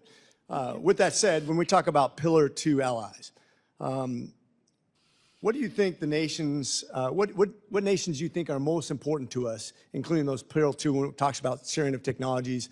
Obviously, New Zealand wants to be one of those. We have Australia right now that we're sharing information with, and we're gonna help them with submarine programs. Who do you think the most important pillar to future allies are? Yeah, and actually, that's something we're actually looking at. We're looking at this at this very moment. As we're speaking, we're looking at which countries will be the ones that we think will be most beneficial both ways. what are they? To bring it, I can't say because we haven't made that decision yet. Okay. So, but we'll. I hope we're we'll be- considering New Zealand. I hope we're considering India, for that matter. When it comes to submarine production and technologies that we're sharing, one of the problems we have a limited number of ports that can build these enormous ships and submarines. China has about 50. We have about 2. How are we even going to keep up with our own production needs, let alone anybody that's agreed in this AUKUS production abroad? Because we are woefully behind right now. Well, What's I your know- strategic plan? Right. Well, I noticed that the supplemental has some funding to do that, and this is something that we'll just have to keep doing. I mean, we'll have to keep finding ways. With all to due keep respect, up. once again, 2027 is what China said is our drop-dead time to take over Taiwan. We don't have time.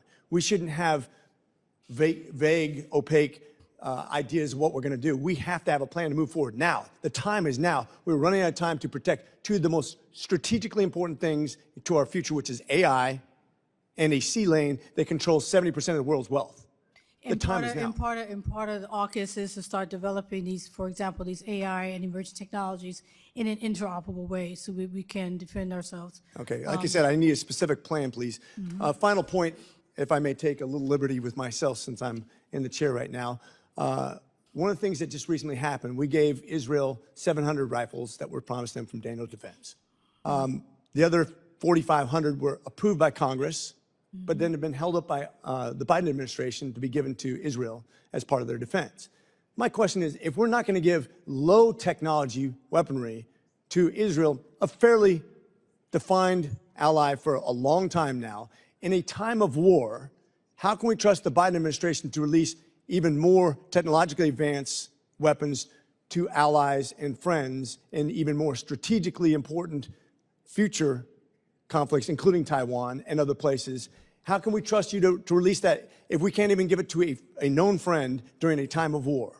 Well, 2 things, that we are still in the process right now of deliberating on that, but I would also like to say that, different situations have different processes, and so I wouldn't necessarily say that what we do here, in this case, is exactly the same as Ukraine or exactly the same as any other situation. You're We are absolutely right. It's not the exact same we're- thing. We're deliberating now on that particular case to see where we're going to go. So you're deliberating on it Yes. during a time of war with a close ally on low-tech weaponry. We're deliberating on giving them the assets they need to defend themselves. And I we're just want to point also that out. hoping that we'll get a supplemental that will also give them more funding that will also. So if we help give you them. the supplemental, you're going to go ahead and give them the weapons? Is that it? Are we being held No, hostage for that? we need to continue our deliberations, but we should also give them funding. So that I they will can just continue. note that the deliberations are delaying weapons for a known ally during a time of war, and even if we approve whatever bill you want to put in front of us, you may do the same thing anyways. With that, I yield myself. I now recognize Representative Jackson from Illinois for 5 minutes. Thank you, Acting Chairman McCormick. Thank you, Honorable Bonnie Jenkins, for your service and your hard work and dedication and your candor and the time you've given us today. Regarding the AUKUS, I'd like to know, how will the AUKUS agreement secure U.S. interest and promote peace in the Indo-Pacific? I've had the opportunity with Member Kim to travel most recently, many of the countries in the Indo-Pacific area, but please answer that for me. Yeah, thank you. Actually, one of the major focus of AUKUS is in fact to make the Indo-Pacific open and free and to provide security in the Pacific region, and that's one of the major points of it. So there's 2 pillars, as you know. I mean, by building the submarines and helping Australia with this nuclear powered submarine, we see that as a way that all 3 countries to work together to strengthen the Indo-Pacific region and its security. And this trilateral agreement, what new opportunities has this created for us to strengthen our defense and security in the region? It's going to allow us to work with both countries in developing a very strong interoperable process in terms of our technology, not just with the submarines, but in terms of our technology. It's going to promote integrated deterrence, and will help develop our industrial base.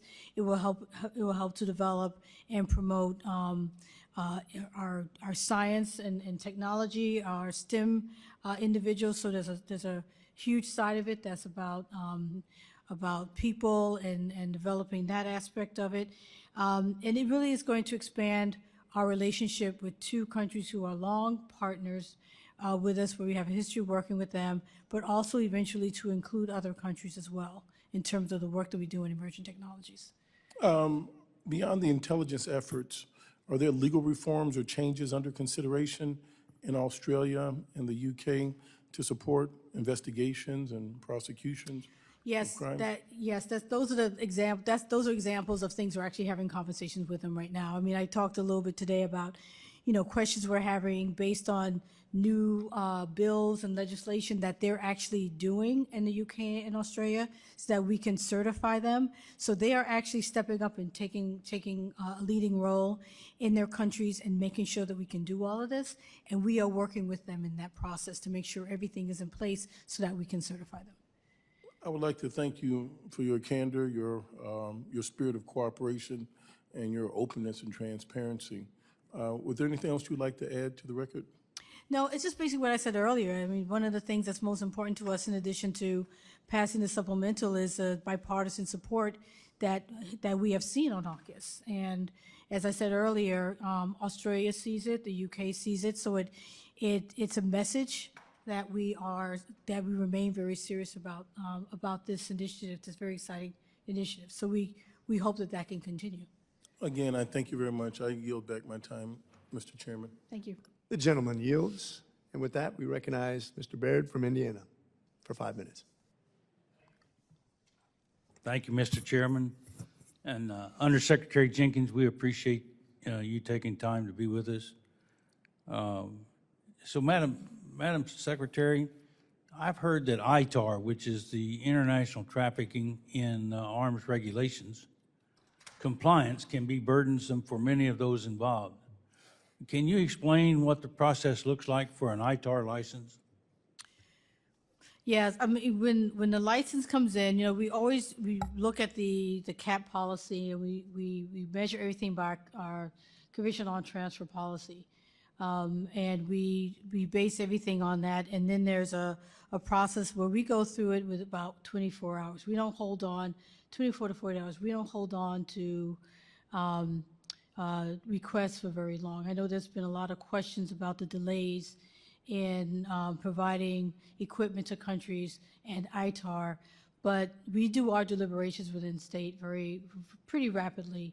And then, we have to get, in some cases, it goes to Congress for them to look at and review. And if everything goes through, unfortunately, that's when a lot of the delay occurs, because we have delays in our industrial base, and that's one of the reasons why we are not as quick as we could be in terms of providing equipment that's being requested. But that's something that we want to fix.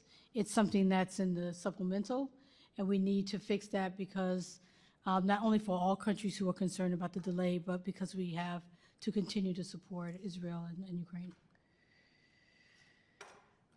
Thank you. And continuing on in that vein, in that process, where's your department seeing the most time spent on the license and compliance? Is it registration? Is it application for temporary license? Is it implementing internal compliance programs, or is it something else? The process is obviously it's very standard. And, as I had said earlier, we don't run into a lot of problems with the process within State Department. It really is, and the Congress notifications in the cases where we have them is not usually cumbersome either. The outcry is really after that. That's where the real issue is. So my last question then deals with, does the administration and your department believe that an exemption to either the UK or Australia, is that a threat to our national security? It's not a threat to our national security, and that's why we are making sure that we have everything in place. As a first, I want to say these are two countries who have been partners for very many years. We've worked together on so many things. So we're building on existing relationships, and we have a lot of experience in some of these issues. So we are fine-tuning everything and getting the legislation that needs to be passed in Australia and the UK, so that we can actually certify and ensure that our information is protected. Thank you. Appreciate your response to those questions, and that's all the questions I have, and I yield back, Mr. Chairman. Thank you. The gentleman yields, and with that, we recognize the gentleman from Ohio, Mr. Davidson, for 5 minutes. Thank the chairman. Thank you for being here today. I appreciate the work that you're doing to make sure we get this really sensitive job right on who do we release weapons to, what weapons are released, do we expect people to pay us for them? We used to sell these things, and we've had an unfortunate circumstance of giving them away in lots of cases, and occasionally to people that probably shouldn't have gotten them. So one of the things that we've debated recently is what kind of oversight should Congress have with that? And of course, we get some level of notification on this. And, you know, I just wonder, in your experience doing the role, do the notification requirements to Congress really affect the front end of whether you transfer weapons or sell the weapons? Yes, it does, and we very much value the notification period, very much value the opportunity for Congress to weigh in. What I would also say is, not only is there the notification period, but I know my political military affairs experts and colleagues are very often up here on the Hill briefing staffers. I think they come up every other week to do briefings about what's happening. So it's an opportunity for us to hear from you, not just with the notifications in between. So I think the notifications are really important. We don't always have to give approval, but we at least have awareness of what's going on. But I think one of the things I've found common ground with a lot of my colleagues across the aisle is the idea of structuring. So when you structure payments in the financial services world, you can run into legal problems if you say make lots of cash deposits just under $10,000. Because then it's treated as, no, you deposited $25,000. We see what you did there. But when it comes to arms transactions, we have reporting thresholds that some people want to raise. Some want to raise a lot, some want to raise a little. But you know, can you have an endless series of transactions that come in just below the threshold? And this isn't for approval, this is just for notification. Where do you land on this discussion? Well, I would just say that at State Department, we are, at this point, you know, we're leaving out the industrial base process. We're pretty satisfied with our engagement, but we think, as I said, we have a pretty well-worn machine, particularly after recently with Ukraine and Israel, where we've really had to sharpen up and really get fast at these things, and it works very well. But, you know, and we, as I said, we are always on the Hill and, you know, letting you know what's going on and having an opportunity to talk. But having said that, you know, we are always open to having conversations about the process. Thank you for that. Just so you know, we are working on how to properly address structuring. We want the right people to get the weapons, our allies in particular, and the legislation we recently considered certainly treats NATO differently than non-NATO members, and so close allies probably qualify for a different program than others. One of the concerns we've had, and I think everyone shares a concern about the Iranian approach in the Middle East. They are the destabilizing force in the Middle East, and clearly Republicans have looked at Iran differently. But you know, there have been recent claims by senior Iranian leaders that the country now possesses all the components and nuclear fuel required to produce atomic weapons. These claims appear to have increased since the 10/7 attacks by Hamas, which is armed and financed by the regime in Iran. And the International Atomic Energy Agency has been in a standoff with Tehran over its refusal to allow inspectors to visit multiple sites inside Iran.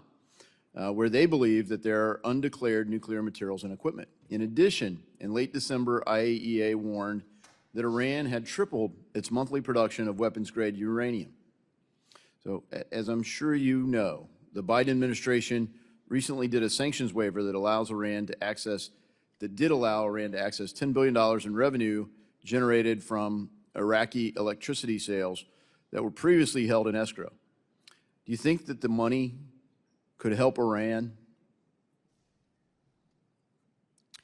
That money is not going to Iran. That's being used for humanitarian purposes. It's not going to Iran. Humanitarian purposes to Hamas, then? No, no, it's not going to those purposes at all. So, but in a way, how does money's fungible? So, I can tell you, if you give my company, I'm back in the private sector now. Let's say I'm not in Congress anymore, and I go back to running my company, and you give me $10 billion. I promise I won't use any of it on executive compensation. Do you think it would help my company? Well, what I would say on that is, I would like to offer an opportunity to brief you more on that because I would love to, but of course it would. Everyone knows yes, it would. but I yield. I do want to give you an opportunity to have more information on that. But With we're that, the not- gentleman we're not here. yields. Yeah. And with that, I recognize the gentleman from Connecticut, Mr. Courtney. Thank you, Mr. Chairman. And at the outset of my remarks, I just want to thank Chairman McCall and Ranking Member Meeks, the committee staff, for the opportunity to join here today, but also for their amazing hard work in the fall to get the AUKUS authorities packaged out of this committee over to the House Armed Services Committee so that we were able in conference to really get it done in time, and President Biden signed it into law on December 23rd. Again, a historic bill. The foreign military sales aspect for the sale of nuclear-powered submarines, which has never happened before, was included in it, and also the ITAR reforms, which, again, there's been good colloquy here today about that as well. One other aspect, which hasn't been mentioned, is that the government of Australia, as part of the Optimal Pathway Plan, which was released in March of 2023, agreed to invest $3 billion into the U.S. submarine industrial base. That has never happened before, and I can say that because that's why we had to pass a law to set up a system where, again, another country, in this case, obviously a great ally, would be able to follow through on that commitment.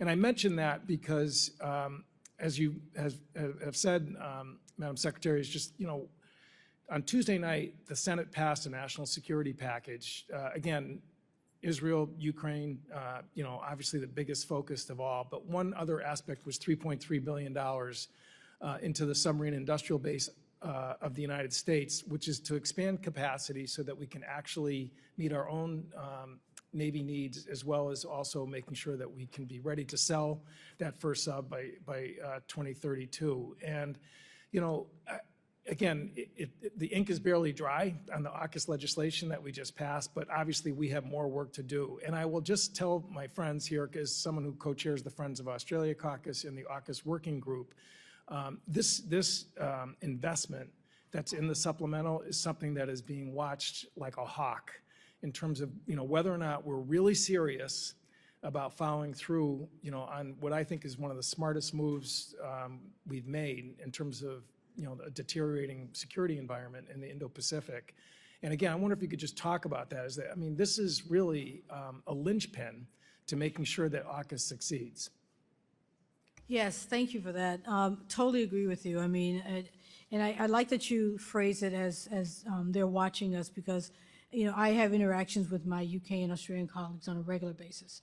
And they are, as you said, extremely committed to this. They've done new legislation. They've committed a lot of money to this. They have, gone through their processes to, start sending, people over here to learn about our processes in terms of our bases. So they are all in. They are all in, and we are all in. But we have to keep showing that we're all in.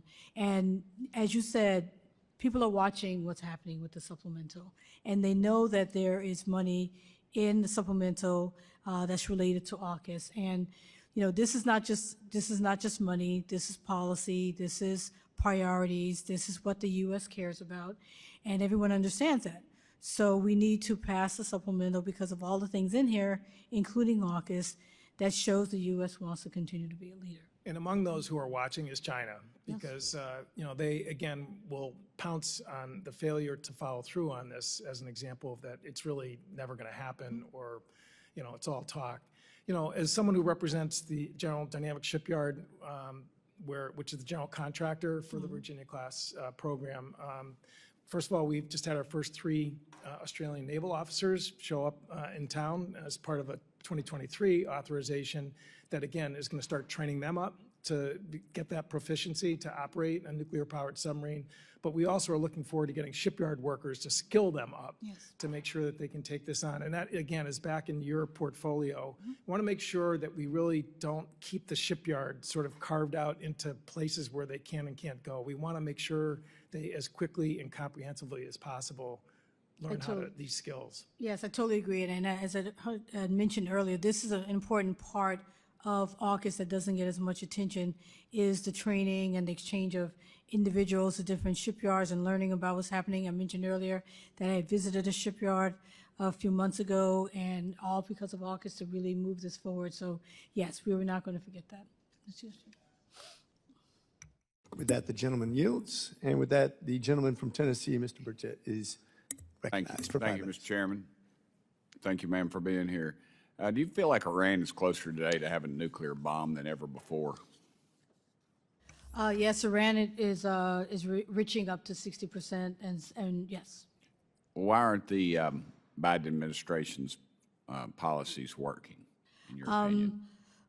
Well, obviously, as I said earlier, one of the things we do want to focus on is diplomacy, but you also have to have a willing partner on the other side. We are supporting the IAEA and its efforts, and we're trying with the efforts that we can. But nothing's taking traction right now with Iran, and they're not putting anything on the table that's really something that we can negotiate. Apparently, North Korea has been doing some missile tests. How are they funding these tests? I am not particularly sure exactly how they're funding this test. I mean, obviously, they're taking things from their own domestic sources, but they're also, violating UN Security Council resolutions, and other countries are doing the same by providing them things. Has North Korea ever used any of our foreign aid, United States foreign aid, to fund their nuclear missile program? I am not aware of that. So. Okay. What countries in that region do you think are helping North Korea? Well, now we know that Russia has a relationship with them. I mean, there might be more that we could say. Are they funding it, or are they just? Well, put it this way: we don't know exactly what the relationship is with Iran and Russia. We don't know with North Korea and Russia. We don't know all the things that they're doing. There's more that we could probably go into in a classified setting where we can get more in depth. But yeah, we do know that there are violations. Okay, let me switch gears a little bit. Are you aware of the purposes that are not prohibited section of the Chemical Weapons Convention? And does that section specifically mention that the use of chemicals on the annex can be used for legitimate pharmaceutical and medical needs? Well, I think the issue with chemical weapons is, or the precursors, is so many of them. There's so many dual-use items when you're talking about it. Okay, are the Biden administration's efforts to acquire a license to export fentanyl to Russia and Belarus, is that because of its potential for application as a chemical weapon? Sorry, are you saying, can you repeat that again? Yes, ma'am. And I'm asking if you're aware that that this administration's efforts through the Commerce to acquire a license to export fentanyl to Russia and Belarus, is that because of a potential for application as a chemical weapon? That would not be for that reason. It would not? My understanding is. Okay. Yeah. Okay, given the purposes of not prohibited sections of the treaty and this administration's actions, why do you think that a chemical that Russia used in 2002 to kill over 100 civilians and the state attorney generals and bipartisan members endorse calling it a chemical weapon? Why is it called a chemical weapon? Well, I'm sorry, that I didn't get the rest of it. I paused. I apologize. of that was called a chemical weapon. It's killed thousands of Americans. Should it not be declared a chemical weapon and controlled by the Chemical Weapons Convention, given its deadly dual-use nature? If you're talking about Novichok's, we have included that in the Chemical Weapons Convention. Okay. Let's see. Go on. I believe that's the end of my questions, ma'am. Thank you. Okay, thank you. With that, the gentleman yields. And so I believe we're to the conclusion remarks right now. First of all, thank you, Ms. Undersecretary, for your time. I know this has been a long day for you, so we will allow you to escape at this point. I just want to kind of conclude as chair today, or acting chair, that I hope we're not naive or idealistic in the way we approach these challenges, especially when it comes to our friends and our allies. I think we need to make sure we don't compromise when it comes to our mission accomplishment, which is getting the technologies and weaponry to our allies to defend themselves, to accomplish what we know is essential to our world strategy when we ally with our friends. The concern I have is truly, are we doing things to hamper that? And I think in my case, and in many cases, what we talk about, what allies we choose, what agreements we make, that we're not believing that bad actors are going to follow that naively, and that we don't enter these agreements thinking that those people, just because they misbehave, that everybody else is going to behave after looking at that happening. And I hope that the Biden administration takes very seriously the fact that we need to deliver on time. And right now, I'm not seeing a really good plan for delivering those technologies and those weapons that we have promised our allies and friends. And I hope we do a better job of stepping up to that challenge, and especially in the regulatory and decision-making. All we have to do is snap a finger and it happens. We should never hold those decisions up. With that said, I think maybe the one thing that always comes to mind, I'll quote Admiral Mullins from over a decade ago, when we talk about the greatest threat to national security is our national debt. And that's something we have to take very seriously too, no matter what we're talking about, whether it be defense, technologies, or anything else like that. If it overcomes us, we will not have enough money to help anybody anywhere, including ourselves. I thank you once again for your valuable testimony, and their members for the members of the committee may have some additional questions for the Undersecretary, and we will ask you to respond to those in writing. Pursuant to the committee rules, all members may have 5 days to submit statements, questions, and extraneous materials for the record, subject to the length limitations. Without objection, the committee stands adjourned. Thank you.